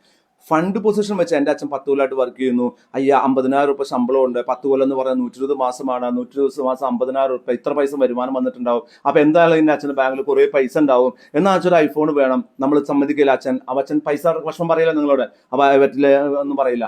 നോക്കാം കേട്ടോ, കുട്ടിയെ നോക്കാം, ഒരു മാസം കഴിയട്ടെ. അപ്പോൾ നമ്മൾ ഒരു മാസം കഴിയാൻ വേണ്ടി വെയിറ്റ് ചെയ്യും. ഒരു മാസം കഴിഞ്ഞാൽ അച്ഛൻ ഐഫോൺ കിട്ടിയില്ല കേട്ടോ, പുതിയ മോഡൽ വന്ന വില കൂടിട്ടോ അച്ഛാ. അപ്പോൾ വീണ്ടും അച്ഛനോട് നമ്മൾ എന്ത് ചെയ്യും? നമ്മൾ ഇമോഷണൽ ബ്ലാക്ക് മെയിൽ ചെയ്യും. അച്ഛൻ ഇമോഷണൽ ട്രാപ്പിൽ വിടും. അച്ഛൻ എന്താ ചെയ്യുക? അച്ഛൻ ലോൺ എടുത്ത് വീണ്ടും വാങ്ങും. അയാളുടെ പൈസ ഇല്ലാണ്ടായി വീണ്ടും, അല്ലേ? സോ ഫണ്ട് മാനേജ്മെന്റ് അല്ലെങ്കിൽ ഫണ്ട് ഫ്ലോ അനാലിസിസും ക്യാഷ് ഫ്ലോ അനാലിസിസും നമ്മളെ വ്യത്യാസം ഇതാണ്. റിയൽ ക്യാഷ് ഫ്ലോ ഷോർട്ട് ടേമിന് വേണ്ടി ഉപയോഗിക്കുന്ന, ഫണ്ട് ഫ്ലോ അനാലിസിസ് ലോങ് ടേമിന് വേണ്ടി ഉപയോഗിക്കുന്നതാണ്. ഒരു ഫിനാൻഷ്യൽ മാനേജ്മെന്റ് എന്ന് പറയുന്നത് ഒരു കമ്പനിയുടെ വളരെ കോർ ആയിട്ടുള്ള ഒരു ആസ്പെക്റ്റ് ആണ്. വരവിനനുസരിച്ച് ചെലവാക്കുക, അത് സഹായിക്കുന്ന ഒരു സാധനമാണ് എൻ്റെ ക്യാഷ് ഫ്ലോ സ്റ്റേറ്റ്മെന്റ്. ഇതിൽ എങ്ങനെ വേണമെങ്കിൽ നിങ്ങൾക്ക് എക്സാമ്പിൾ ഡെവലപ്പ് ചെയ്യാം, എക്സാമ്പിൾ എഴുതാം. Then discloses success or failure of cash planning. നമ്മൾ കറക്റ്റ് ആയിട്ട് ഒരു പ്രൊജക്ഷൻ വെച്ചിട്ടുണ്ടാവും. ആ പ്രൊജക്ഷൻ പ്രകാരം പണം വന്നുവോ, പണം വന്നില്ലേ, അതിന്റെ കാരണം എന്താണ് എന്ന് മനസ്സിലാക്കാൻ ക്യാഷ് ഫ്ലോ സ്റ്റേറ്റ്മെന്റ് സഹായിക്കും. ഇപ്പൊ നമ്മൾ കഴിഞ്ഞ 3 വർഷത്തെ ക്യാഷ് ഫ്ലോ സ്റ്റേറ്റ്മെന്റ് എടുത്തിട്ട് നമ്മൾ മനസ്സിലാക്കി എന്താണ്, 40% സെയിലും എന്താണ് ക്യാഷ് സെയിൽസ് ആണെന്ന് മനസ്സിലാക്കി. ഈ വർഷം നമുക്ക് ഫണ്ട് ഫ്ലോ സെയിൽസ് ഒന്ന് കുറഞ്ഞു, നമ്മുടെ ബിസിനസ് കൂടിയിട്ടും ഫണ്ട് ഫ്ലോ പെർസെന്റേജ് വെച്ച് കുറഞ്ഞെങ്കിൽ നമുക്ക് മനസ്സിലാക്കാൻ പറ്റും നമ്മുടെ സെയിൽസ് എക്സിക്യൂട്ടീവുകൾ കറക്റ്റായിട്ട് കളക്ട് ചെയ്യുന്നില്ല പൈസ, അതുകൊണ്ടാണ് നമുക്ക് ക്യാഷ് കിട്ടാത്തത്. അത് നമ്മൾ എന്ത് ചെയ്യണം, ഇവർക്ക് ഒരു ഇൻസെന്റീവ് കൊടുത്ത് ക്യാഷ് ഫ്ലോ കൂട്ടണം. So where the decisions has to be taken, where the adjustments has to be done, where the fine tuning has to be done എന്ന് മനസ്സിലാക്കാൻ ക്യാഷ് ഫ്ലോ സ്റ്റേറ്റ്മെന്റ് സഹായിക്കും. Okay, then 5, evaluate management decisions. Management ഡിസിഷൻസിനെ evaluate ചെയ്യും. എങ്ങനെ evaluate ചെയ്യണം? ഞാൻ കഴിഞ്ഞ വർഷം ഒരു ഡിസിഷൻ എടുത്തു, ഒരു ഇൻവെസ്റ്റ്മെന്റ് ഡിസിഷൻ എടുത്തു. കമ്പനി ഒരു 5 ലക്ഷം രൂപയുടെ ഒരു അസറ്റ് വാങ്ങാൻ തീരുമാനിച്ചു. ആ അസറ്റ് വാങ്ങാൻ തീരുമാനിച്ച സമയത്ത് ഞാൻ കമ്പനിയോട് പറഞ്ഞിരുന്ന പ്രൊജക്ഷൻ എന്തായിരുന്നു, നമ്മുടെ ഇൻകത്തിന്റെ 5% ഇൻക്രീസ് ഉണ്ടാവും, ഓപ്പറേറ്റിംഗ് ആക്ടിവിറ്റിയിൽ വരുമാനം 5% ഇൻക്രീസ് ആവും എന്നാണ് ഞാൻ കമ്പനിയോട് പറഞ്ഞിരുന്നത്. പക്ഷേ ആ അസറ്റ് വാങ്ങി നോക്കിയ സമയത്ത് എൻ്റെ ഇൻക്രീസ് 3% ഉണ്ടായിട്ടുള്ളൂ. ഈ ഇൻകത്തിൽ 3% ഉണ്ടായിട്ടുള്ളൂ. അപ്പോൾ മാനേജ്മെന്റ് ഡിസിഷൻസിന്റെ സക്സസ് മനസ്സിലാക്കാൻ നമുക്ക് എന്ത് സഹായിക്കും, നമ്മുടെ ക്യാഷ് ഫ്ലോ സ്റ്റേറ്റ്മെന്റ് സഹായിക്കും. ഇതൊക്കെ ഭയങ്കര ഇമ്പോർട്ടൻ്റ് ആണ്. നമ്മൾ ഒരു കാര്യമില്ലാണ്ട് മുമ്പത്ത് നിള എന്ന് പറയുന്ന ഒരു ഹോട്ടലുണ്ട് ഒറ്റപ്പാലത്ത്. അതിന് മുമ്പിൽ ഒരു ചായക്കടയുണ്ട്. അവിടെ ചായക്കട ഉണ്ടായിരുന്നില്ല, അവിടെ ചായക്കടയുണ്ട്. ഈ ചായക്കട ഉണ്ടാക്കാനുള്ള തീരുമാനം ഒരു ക്യാഷ് ഫ്ലോ ഡിസിഷനാണ്, ഒരു ഇൻവെസ്റ്റ്മെന്റ് ഡിസിഷനാണ്. കമ്പനി തീരുമാനിക്കുകയാണ് എന്ത്, ഈ ചായക്കട ഉണ്ടാക്കാൻ നമ്മൾ ഒരു 2 ലക്ഷം രൂപ ചെലവാക്കുന്നു, അല്ലെങ്കിൽ 5 ലക്ഷം രൂപ ചെലവാക്കുന്നു, അല്ലെ? ആ പഴയ തമിഴ്നാട്ടിലെ സമോവർ വേണം. ചായ എന്ന് പറഞ്ഞപ്പോൾ നമുക്ക് അങ്ങനത്തെ കടയിൽ ചായ എങ്ങനെ ഉണ്ടാവുക, ഒരു വലിയൊരു സമോവർ സ്വർണ്ണ കളറിൽ അല്ലെങ്കിൽ ചെമ്പിന്റെ കളറിൽ ഒരു പാത്രം ഉണ്ടാവണം, അതിന് മുകളിൽ ഇങ്ങനെ പുക പോകണം, അവിടുന്ന് ഇങ്ങനെ ചായ കുപ്പി ഗ്ലാസ്സിൽ കിട്ടണം, എന്നാലേ നമുക്ക് ആ ചായ കുടിക്കാൻ തോന്നുള്ളൂ. അപ്പൊ ഇങ്ങനെ ഉണ്ടാക്കാൻ ഒരു ഇൻവെസ്റ്റ്മെന്റ് ഉണ്ട്. ആ ഇൻവെസ്റ്റ്മെന്റ് കൂട്ടിയാൽ, ആ ഇൻവെസ്റ്റ്മെന്റ് ചെയ്താൽ എന്ത് ബെനിഫിറ്റ് ഉണ്ടാകും എന്ന് ആലോചിച്ചിട്ടുണ്ടാകാം? നിങ്ങൾ ആലോചിച്ചിട്ടുണ്ടാകാം. ആ നിങ്ങൾ എന്ത് ചെയ്തിട്ടുണ്ടാകാം, ആ ഇൻവെസ്റ്റ്മെന്റ് വെക്കുമ്പോൾ ആൾക്കാർ ചായ കുടിക്കാൻ വരും. ചായ കുടിച്ച ആൾക്കാർക്ക് ബിരിയാണിയുടെ സ്മെല്ല് വന്നാൽ ഉള്ളിൽ കയറി ബിരിയാണി കഴിക്കാൻ സാധ്യതയുണ്ട്. അതുവഴി നമ്മുടെ വരുമാനം ബേക്കറിയിലാണെങ്കിലും ഹോട്ടലിലാണെങ്കിലും വരുമാനം കൂടാൻ സാധ്യതയുണ്ട്. എത്ര വരുമാനം കൂടും സാർ? ഒരു 10% കൂടും സാർ. ആ 10% കൂടും, കുഴപ്പമില്ല. അടുത്ത പോലെ എന്താ ചെയ്യുക, അനലൈസ് ചെയ്യും. എത്ര വരുമാനം കൂടി? നോർമൽ ഗ്രോത്ത് ഉണ്ടാവും. നമുക്ക് നോർമൽ ഗ്രോത്ത് 5% ആണ്. അത് കൂടെ ഒരു 10% കൂടണ്ടേ ഇതിന്? കൂടിയില്ല. പറയും എന്ത് തീരുമാനം എടുത്തേ? 3 കൊല്ലം അങ്ങനെ എന്താ ചെയ്യുക, ചായക്കട നിർത്തിയിട്ട് അവിടെ കാർ പാർക്കിംഗ് ആക്കും. മനസ്സിലായി പറഞ്ഞത്? തൃശ്ശൂര് മധുര എന്ന് പറയുന്ന ഹോട്ടലുണ്ട്. മധുര എന്ന് പറഞ്ഞിട്ട്, മധുര എന്നല്ല ഹോട്ടലിന്റെ പേര്, ദയാ ഹോസ്പിറ്റലിന് അപ്പുറത്ത് അല്ലേ? നീ ഞെട്ടല കണ്ടപ്പോൾ ഞാൻ തെറ്റി പേര് വിചാരിച്ചു. മധുര അച്ചായൻസ് ചായക്കടയുണ്ട്. അത് കഴിഞ്ഞ ഉടനെ മധുര അച്ചായൻസ് ചായക്കട കണ്ടാൽ കയറി ചായ കുടിക്കരുത്. 2000 രൂപയൊക്കെയാണ് അവിടെ ഡ്രിങ്ക്സിനും ഫുഡിനൊക്കെ വില, ഒരെണ്ണത്തിന് ഭയങ്കര കോസ്റ്റ്ലിയാണ്. പക്ഷെ തൊട്ടപ്പുറത്ത് മധുര എന്ന് പറഞ്ഞ ഹോട്ടലുണ്ട്. ഈ കാജ ഗ്രൂപ്പില്ലേ, കാജ ഗ്രൂപ്പിൻ്റെ ഹോട്ടലാണ്. ഈ ഹോട്ടലിൻ്റെ ഒരു പ്രശ്നം ഗുണം എന്താണെന്ന് വെച്ചാൽ നല്ല ക്വാളിറ്റി ഉള്ള ഫുഡാണ്, എപ്പോഴും തിരക്കാം. വന്ന ആൾക്കാർ മുഴുവൻ തിരിച്ചു പോവാണ്. അതായത് വന്നു കഴിഞ്ഞാൽ നമ്മൾ ബുക്ക് ചെയ്യണം. അവിടെ പോയിട്ട് ഭക്ഷണം ലഞ്ചൊക്കെ വേണമെങ്കിൽ നമ്മൾ ആദ്യം പോയി കൗണ്ടറിൽ ബുക്ക് ചെയ്യണം. അതിനുശേഷം നമുക്ക് പുറത്തൊക്കെ പോയിട്ട് വരാം. അപ്പോൾ അവർ വിളിക്കും, ആ സമയത്ത് പോയി ഭക്ഷണം കഴിച്ചാൽ മതി. അത്രയും തിരക്കാം. അപ്പൊ ഈ ആൾക്കാർ മുഴുവൻ തിരിച്ചു പോവാണ്, ഭക്ഷണം കിട്ടാതെ അല്ലെങ്കിൽ ഹോട്ടലിൽ തിരക്കാതെ തിരിച്ചു പോവാണ്. മധുര എന്ത് ചെയ്തു, അതിൻ്റെ അപ്പുറത്ത് ഒരു സ്നാക്ക് ചായക്കട തുടങ്ങി, ചാറ്റ് ചായക്കട തുടങ്ങി, ചാച്ചും ചായക്കടയും. ഈ ആൾക്കാരൊക്കെ എന്ത് ചെയ്യാൻ തുടങ്ങി, ഇവിടെ വരുന്ന ആൾക്കാർ അവിടെ പോയി ഇരിക്കാൻ തുടങ്ങി. അവിടെ കുറേ ടേബിൾസൊക്കെ മറ്റേ ഇതൊക്കെ ഉണ്ട്, ഈ മരത്തിൻ്റെ അടിയിൽ ഇരിക്കാനുള്ള സ്ഥലങ്ങളൊക്കെ ഉണ്ട്. അവിടെ ഇരുതാൻ തുടങ്ങി. അവിടുന്ന് ചിലപ്പോൾ അവർ ഇവിടുന്ന് കഴിച്ചില്ലെങ്കിൽ ഇറങ്ങി പോകുന്നതിന് മുമ്പ് എന്തായാലും ഭക്ഷണം കിട്ടിയില്ല, നമുക്കൊരു കാര്യം ഞാൻ ഒരു ചാറ്റ് കഴിച്ച് പോകാം, ഒരു 150 രൂപ 200 രൂപ സ്പെൻഡ് ചെയ്ത് പോകാൻ തുടങ്ങി. അവർ ഇൻകം വർദ്ധിക്കാൻ തുടങ്ങി. എന്താ ഇതൊരു ഫിനാൻഷ്യൽ ഇൻവെസ്റ്റ്മെന്റ് ഡിസിഷനാണ്, ക്യാഷ് ഫ്ലോ ഡിസിഷനാണ്. അതുവഴി ക്യാഷ് ഫ്ലോ കൂടുന്നുണ്ടോ നമ്മൾ നോക്കണം. അല്ലെങ്കിൽ അവിടെ എന്ത് ചെയ്യാം, അത് പൊളിച്ച് അവിടെ കാർ പാർക്കിംഗ് ആക്കാം, ആൾക്കാർ കാർ പാർക്ക് ചെയ്യാൻ പറ്റും. ഉണ്ടോ? ഒരു കമ്പനി ചില ഇൻവെസ്റ്റ്മെന്റ് ഡിസിഷൻസ് എടുക്കും, അത് സക്സസ് ആണോ പരാജയമാണോ എന്നറിയാൻ ഇത് ഉപയോഗിക്കാം. Then show the relationship of net income to changes in the, ഞാൻ ഈ പറയുന്ന എക്സാമ്പിൾസ് ഒക്കെ നിങ്ങൾക്ക് എന്ത് ചെയ്യാം, റിലയൻസിലേക്കോ ടാറ്റയിലേക്കോ കൺവേർട്ട് ചെയ്ത് നിങ്ങളുടെ എക്സാമ്പിളായിട്ട് എഴുതാം. മെഷീന് വാങ്ങാൻ റിലയൻസ് എടുക്കുന്ന തീരുമാനം ഒരു ഇൻവെസ്റ്റ്മെന്റ് ഡിസിഷൻ അല്ലേ? അതുവഴി ക്യാഷ് ഫ്ലോ കൂടണ്ടേ? ക്യാഷ് ഫ്ലോ കൂടിയാലേ സക്സസ് ഉള്ളൂ. ടാറ്റ കരിമ്പ് ജ്യൂസ് ഉണ്ടാക്കുന്ന മെഷീൻ ഉണ്ടാക്കുന്ന ഒരു ഇൻവെസ്റ്റ്മെന്റ് ഡിസിഷൻ അല്ലേ? അതുവഴി പ്രോഫിറ്റ് കൂടണ്ടേ? പ്രോഫിറ്റ് കൂടിയാലേ സക്സസ് ആവുള്ളൂ. ഇതൊക്കെ മനസ്സിലാക്കണമെങ്കിൽ നമുക്ക് എന്ത് ചെയ്യണം, നമുക്ക് ക്യാഷ് ഫ്ലോ സ്റ്റേറ്റ്മെന്റ് വേണം. Then show the relationship of net income to changes in business cash. ഈ വരുമാനം വർദ്ധിക്കുന്നതിനനുസരിച്ച് കാശ് വരുന്നുണ്ടോ എന്നറിയാൻ ഇത് സഹായിക്കും. വരുമാനം കൂടുക പറഞ്ഞ എന്താർത്ഥം? പ്രോഫിറ്റ്. പ്രോഫിറ്റ് എന്ന് പറഞ്ഞ എന്താർത്ഥം? കിട്ടാനുള്ള പ്രോഫിറ്റും കിട്ടിയ പ്രോഫിറ്റും ചേർന്നാണ് പ്രോഫിറ്റ്. വരുമാനം കൂടുന്ന ബിസിനസ് കൂടുന്നതനുസരിച്ചിട്ട് നിങ്ങൾക്ക് ക്യാഷ് കൂടുതൽ വരുന്നുണ്ടോ എന്നറിയാൻ ക്യാഷ് ഫ്ലോ സ്റ്റേറ്റ്മെന്റ് സഹായിക്കും. നിങ്ങളുടെ വർക്കിംഗ് ക്യാപിറ്റൽ എത്രമാത്രം പ്രഷർ ഉണ്ടെന്ന് മനസ്സിലാക്കാൻ. എന്താ വർക്കിംഗ് ക്യാപിറ്റൽ? നിങ്ങളുടെ ബിസിനസ് കൂടി വരുമാനം കൂടണമെങ്കിൽ ധാരാളം ക്യാപിറ്റൽ പുറത്തുനിന്ന് കൊണ്ടുവരണം. ഇങ്ങനെ ക്യാപിറ്റൽ കൊണ്ടുവരണമെങ്കിൽ ഇൻട്രസ്റ്റ് കൊടുക്കണ്ടേ, ഡിവിഡൻഡ് കൊടുക്കണ്ടേ, അതിന് റീപേയ്മെന്റ് ഉണ്ടാവില്ലേ? അപ്പൊ അങ്ങനത്തെ സിറ്റുവേഷനിൽ നിങ്ങൾ കൂടുതൽ പണം ഇറക്കി വരുമാനം വർദ്ധിപ്പിക്കാൻ ശ്രമിക്കുമ്പോൾ അതിന്റെ പ്രപ്പോർഷനേറ്റ് ആയിട്ട് ക്യാഷ് വർദ്ധിക്കുന്നുണ്ടോ? ക്യാഷ് വർദ്ധിക്കുന്നില്ലെങ്കിൽ അത് ചെയ്യരുത്. അത് നിങ്ങൾക്ക് പ്രഷർ ക്രിയേറ്റ് ചെയ്യണം, അനാവശ്യ എക്സ്പെൻഡിച്ചർ ക്രിയേറ്റ് ചെയ്യണം. കടം കൊടുത്താൽ ബിസിനസ് കൂടുമെന്ന് പറയുന്നു. കടം കൊടുത്ത് ബിസിനസ് കൂടി പൊളിഞ്ഞ എത്രയോ ആൾക്കാരെ നിങ്ങൾക്കറിയില്ലേ? നിങ്ങളുടെ നാട്ടിലേക്ക് എത്രയോ കടകൾ പൊളിഞ്ഞു പോയിട്ടില്ലേ? ചായക്കടയും ചെറിയ ജനറൽ സ്റ്റോറൊക്കെ അവർ അടിപൊളിയായിട്ട് തുടങ്ങും. അവരെന്താ ചെയ്യാ? അവർ ബിസിനസ് വർദ്ധിപ്പിക്കും. എപ്പോഴും അവിടെ ക്യൂ ആണ് ആൾക്കാർ സാധനം വാങ്ങാൻ. ഏട്ടാ എഴുതിക്കോട്ടോ പിന്നെ തരാം, ഏട്ടാ 1000 രൂപ ലെവലേ 300 രൂപ പിടിച്ചോട്ടോ പിന്നെ തരാം. ബിസിനസ് കൂടിയില്ലേ? വൈകുന്നേരം നോക്കുമ്പോൾ എത്രയാ ബിസിനസ്? ഒരു ദിവസം 19,000 രൂപയുടെ കച്ചവടം നടന്നിട്ടുണ്ട്. ക്യാഷ് ഇവിടെ നോക്കുമ്പോഴോ 1340 രൂപ ക്യാഷ് ഉണ്ട്. ഇവിടെ എന്താ സംഭവിക്കുന്നത്? ബിസിനസ് കൂടിയതുകൊണ്ട് കാര്യമില്ല, ക്യാഷും പ്രപ്പോർഷനായിട്ട് കൂടിയിട്ടില്ലെങ്കിൽ നിങ്ങൾ ലിക്വിഡിറ്റി ക്രൈസിസ് വരും. നിങ്ങൾക്ക് ലോൺ തിരിച്ചടക്കാൻ പറ്റില്ല, ശമ്പളം കൊടുക്കാൻ പറ്റില്ല, വീട്ടിൽ ചെലവെടുത്താൻ പറ്റില്ല, അയാൾ കടപൂട്ടും. 6 മാസം കഴിഞ്ഞാൽ അയാൾ ഷട്ടർ ഇടും. അപ്പൊ ആൾക്കാർ എന്താ പറയാ? എന്ത് കച്ചവടം അറിഞ്ഞൂലേ, എന്തായാലും പൂട്ടിയ അയാൾക്ക് പ്രാന്താട്ടോ. പക്ഷെ അയാൾക്ക് പ്രാന്തല്ല, അയാൾ എടുക്കണ 6 മാസത്തെ നഷ്ടം തന്നെ നഷ്ടാ. ശരിയല്ലേ പറഞ്ഞത്? So we need to understand ഈ ഇൻകവും ബിസിനസ് ക്യാഷ് നമ്മളെ ബന്ധം മനസ്സിലാക്കാൻ സഹായിക്കുന്നു. ആൻഡ് ക്യാഷ് മാനേജ്മെന്റിന്റെ efficiency, how effectively you are able to manage your cash. ചില ആൾക്കാരുടെ കയ്യിൽ 50,000 രൂപ ഉണ്ടായിരിക്കും. അയാൾ ഒരിക്കലും നിങ്ങളോട് ഒരു ഫ്രീ ആയിട്ട് വെറുതെ ഒരു ചായ വേണോ, നമുക്ക് വെറുതെ ഒരു രസം കറങ്ങാൻ പോകാന്ന് പറയില്ല. അങ്ങനത്തെ ആൾക്കാരെ കണ്ടിട്ടുണ്ടോ? അവരെ പിശുക്കൻ എന്ന് പറയരുത്. അയാൾ പിശുക്കനായിരിക്കില്ല, അയാൾ ഒരു ക്യാഷ് മാനേജ്മെന്റ് വിദഗ്ധനായിരിക്കും. എന്തായാലും ചെയ്യാം, അയാൾക്ക് ആ 50,000 രൂപ ഇനി ചെലവാക്കി കഴിഞ്ഞാൽ തിരിച്ചു വരില്ല എന്ന് വ്യക്തമായ ധാരണയുണ്ട്. അയാൾ അത് നല്ല ഒരു പർപ്പസിന് വേണ്ടി ചെലവാക്കാൻ വേണ്ടി മാറ്റി വെച്ചിരിക്കുകയാണ്. ഒരാവശ്യമില്ലാതെ ഉച്ചയ്ക്ക് 12 മണിക്ക് ചായ കുടിക്കേണ്ട വല്ല കാര്യമുണ്ടോ? ഉച്ചയ്ക്ക് 12 മണിക്ക് നമ്മൾ ചായ കുടിക്കുമോ? ഇല്ല. നമ്മളൊരു 10 മണിക്ക് ചായ കുടിക്കും, 12 മണി കഴിഞ്ഞാൽ അരമണിക്കൂറും കഴിഞ്ഞാൽ നമ്മൾ ഊണ് കഴിക്കും. അതൊരു വേസ്റ്റ് അല്ലേ? ഒരാവശ്യമില്ലാണ്ട് പാലക്കാട് കറങ്ങാൻ പോകേണ്ട കാര്യമുണ്ടോ? ഒരു പർപ്പസ് ഉണ്ടെങ്കിൽ പോയിട്ട് കറങ്ങി വരാം. ഒരു പർപ്പസ് ഇല്ലാണ്ട് കറങ്ങാൻ പോകേണ്ട കാര്യമുണ്ടോ? ഇല്ല. അപ്പോൾ എഫിഷ്യൻസി, നിങ്ങളുടെ ക്യാഷ് മാനേജ്മെന്റ് എഫിഷ്യൻസി വർദ്ധിക്കാനും ക്യാഷ് ഫ്ലോ സ്റ്റേറ്റ്മെന്റ് സഹായിക്കുന്നു. അപ്പോൾ cash flow statement company important ആണോ? ഒരു വ്യക്തിക്ക് ഇമ്പോർട്ടന്റ് ആണോ? വെരി മച്ച് ഇമ്പോർട്ടൻ്റ് ആണ്. നിങ്ങൾക്കൊക്കെ വളരെ ഇമ്പോർട്ടൻ്റ് ആണ്. നിങ്ങൾ നിങ്ങളുടെ ക്യാഷ് ഫ്ലോ സ്റ്റേറ്റ്മെന്റ് ഉണ്ടാക്കുക. ഓരോ ദിവസവും എത്ര രൂപ ഉണ്ട് കയ്യിൽ, എത്ര രൂപ ചിലവാക്കിയെന്ന് കണക്ക് വെക്കുക. ആ കണക്ക് വെച്ചാൽ ചിലപ്പോൾ നിങ്ങൾക്ക് മാസം അവസാനമാകുമ്പോൾ സർപ്രൈസ് ഉണ്ടാവും. കാരണം കണക്കുണ്ടെങ്കിൽ നിങ്ങൾക്ക് ഈ ചിലവ് വേണ്ട എന്ന് തീരുമാനിക്കാൻ പറ്റും. ഈ ചിലവ് വേണോ എന്ന് ആലോചിക്കാനും നിങ്ങൾക്ക് സാധിക്കും. Okay, meaning of certain terms used in the context of cash flow statement. Cash flow statementൽ ഉപയോഗിക്കുന്ന ചില വാക്കുകളുടെ അർത്ഥമാണ് പറയുന്നത്. ക്യാഷ് എന്ന് പറഞ്ഞാൽ എന്താണ്?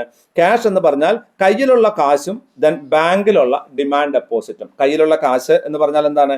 നമ്മളെ കയ്യിൽ ക്യാഷ് ആയിട്ട് എത്ര പൈസയുണ്ട്. പിന്നെ ഡിമാൻഡ് ഡെപ്പോസിറ്റ് എന്ന് പറഞ്ഞാൽ നിങ്ങൾ ചോദിച്ചാൽ അപ്പോൾ തന്നെ കിട്ടുന്ന പണം ബാങ്കിലുണ്ടെങ്കിൽ അതിനെ നമുക്ക് എന്ത് പറയാം? ക്യാഷ് എന്ന് പറയാം. ഇപ്പൊ സേവിങ്സ് ബാങ്ക് അക്കൗണ്ടിൽ കാശുണ്ട്, നമ്മുടെ കയ്യിൽ കാശുള്ള പോലെ നമ്മൾ കണക്കാക്കുക. കയ്യിൽ കാശുണ്ടോ? കാശൊന്നുമില്ല എന്ന് നമ്മൾ പറയുമോ? ഇല്ല. ബാങ്കിൽ പൈസ ഉണ്ടെങ്കിൽ ഗൂഗിൾ പേ നമ്മുടെ ആക്റ്റീവ് ആണെങ്കിൽ നമ്മൾ കാശുണ്ട് എന്താ നമ്മൾ ചിലവാക്കാം എന്ന് പറയില്ലേ? ചില ആൾക്കാർ ഭക്ഷണം കഴിക്കാൻ പോയിട്ട് കാശില്ലാതെ ഗൂഗിൾ പേ വർക്ക് ചെയ്യാതെ ഇറങ്ങിപ്പോകുന്ന അവസരങ്ങൾ, സങ്കടപ്പെട്ട് നാണം കെട്ട അവസരങ്ങളുണ്ട്. കയ്യിൽ പൈസ ഇല്ല, ഒരു 100 ഉറുപ്പിയില്ല കയ്യിൽ. ഭക്ഷണം കഴിക്കാൻ പോയി, അവിടുത്തെ ക്യാഷ് ഗൂഗിൾ പേ വർക്ക് ചെയ്യുന്നില്ല, നമ്മൾ പെട്ടുവോ? അതങ്ങനെ ചെയ്യരുത്. അപ്പൊ ഒരു കമ്പനിയിൽ എന്ത് വേണം? കുറച്ച് കാശ് കയ്യിൽ വേണം, റെഡി ക്യാഷ് വേണം.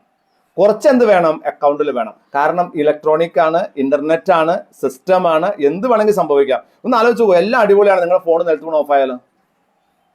നാണം കിട്ടില്ലേ നമ്മള്? നിങ്ങൾക്ക് എന്ത് മനുഷ്യനെ ഭാഷണം കഴിക്കുമ്പോൾ ആലോചിക്കേണ്ട, പൈസ ഉണ്ടോ നോക്കണ്ടേ, അല്ലെങ്കിൽ വർക്ക് ചെയ്യണോ ചോക്കണ്ടേ, ഇത് നോക്കില്ലേ അവര്? അപ്പൊ നമ്മൾ നാണം കിട്ടില്ലേ?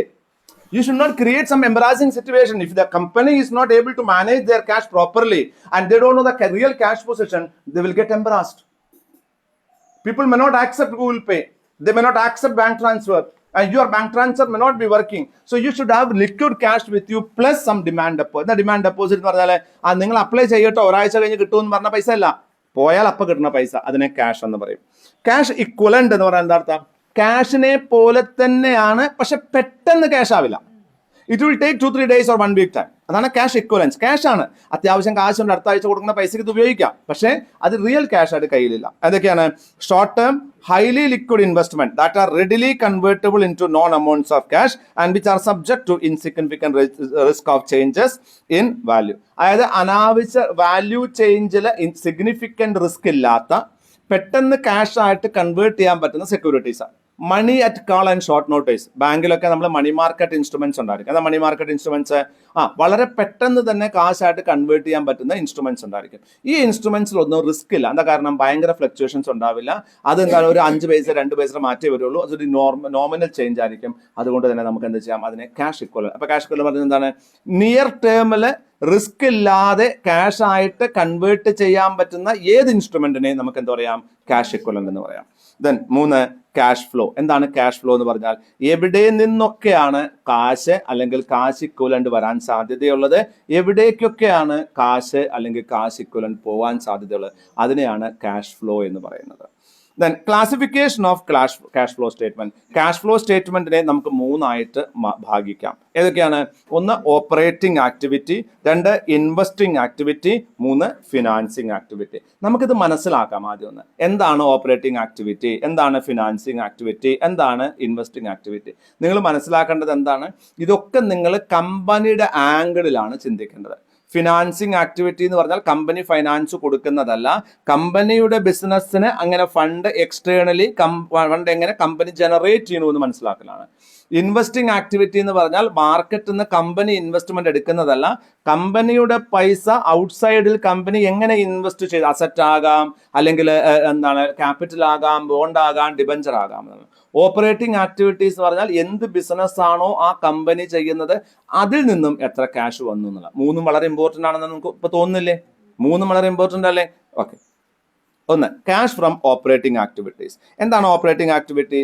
അതായത് റവന്യൂ ജനറേറ്റിംഗ് ആക്ടിവിറ്റി. ആ ഒരു ഓർഗനൈസേഷന് സ്വന്തമായിട്ടൊരു റവന്യൂ ജനറേഷൻ ആക്ടിവിറ്റി ഉണ്ടാകാം. അത് എന്താണ്, production and marketing of goods ആകാം, അല്ലെങ്കിൽ സർവീസസ് ആകാം.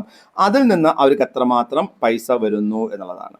ഈ operating activities include cash effects of those transaction events that enter in to determination of net profit and loss. ഒരു കമ്പനിയുടെ ലാഭമാണോ നഷ്ടമാണോ എന്നറിയുന്നതിന് വേണ്ടി നമ്മൾ ചെയ്യുന്ന ചില ആക്ടിവിറ്റികളുണ്ട്. അതിനെയാണ് ഓപ്പറേറ്റിംഗ് ആക്ടിവിറ്റി.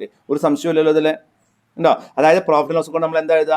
Trading account. നമ്മൾ വിൽക്കുന്ന സാധനങ്ങളും നമ്മൾ വിൽക്കുന്ന സർവീസുകളും അതിന്റെ ഇൻഡയറക്റ്റ് എക്സ്പെൻസ് കൂടി കുറഞ്ഞതല്ലേ പ്രോഫിറ്റ്. അപ്പോൾ സാധാരണ ഒരു പ്രോഫിറ്റ്, ഒരു കമ്പനിയുടെ പ്രോഫിറ്റ് മേക്കിംഗ് ആക്ടിവിറ്റിയിൽ നിന്നും കിട്ടുന്ന പണമാണ് എന്ത്? ഇപ്പൊ ഇൻവെസ്റ്റ്മെന്റ് ആക്ടിവിറ്റി നമുക്ക് എവിടെ കാണാൻ പറ്റുക?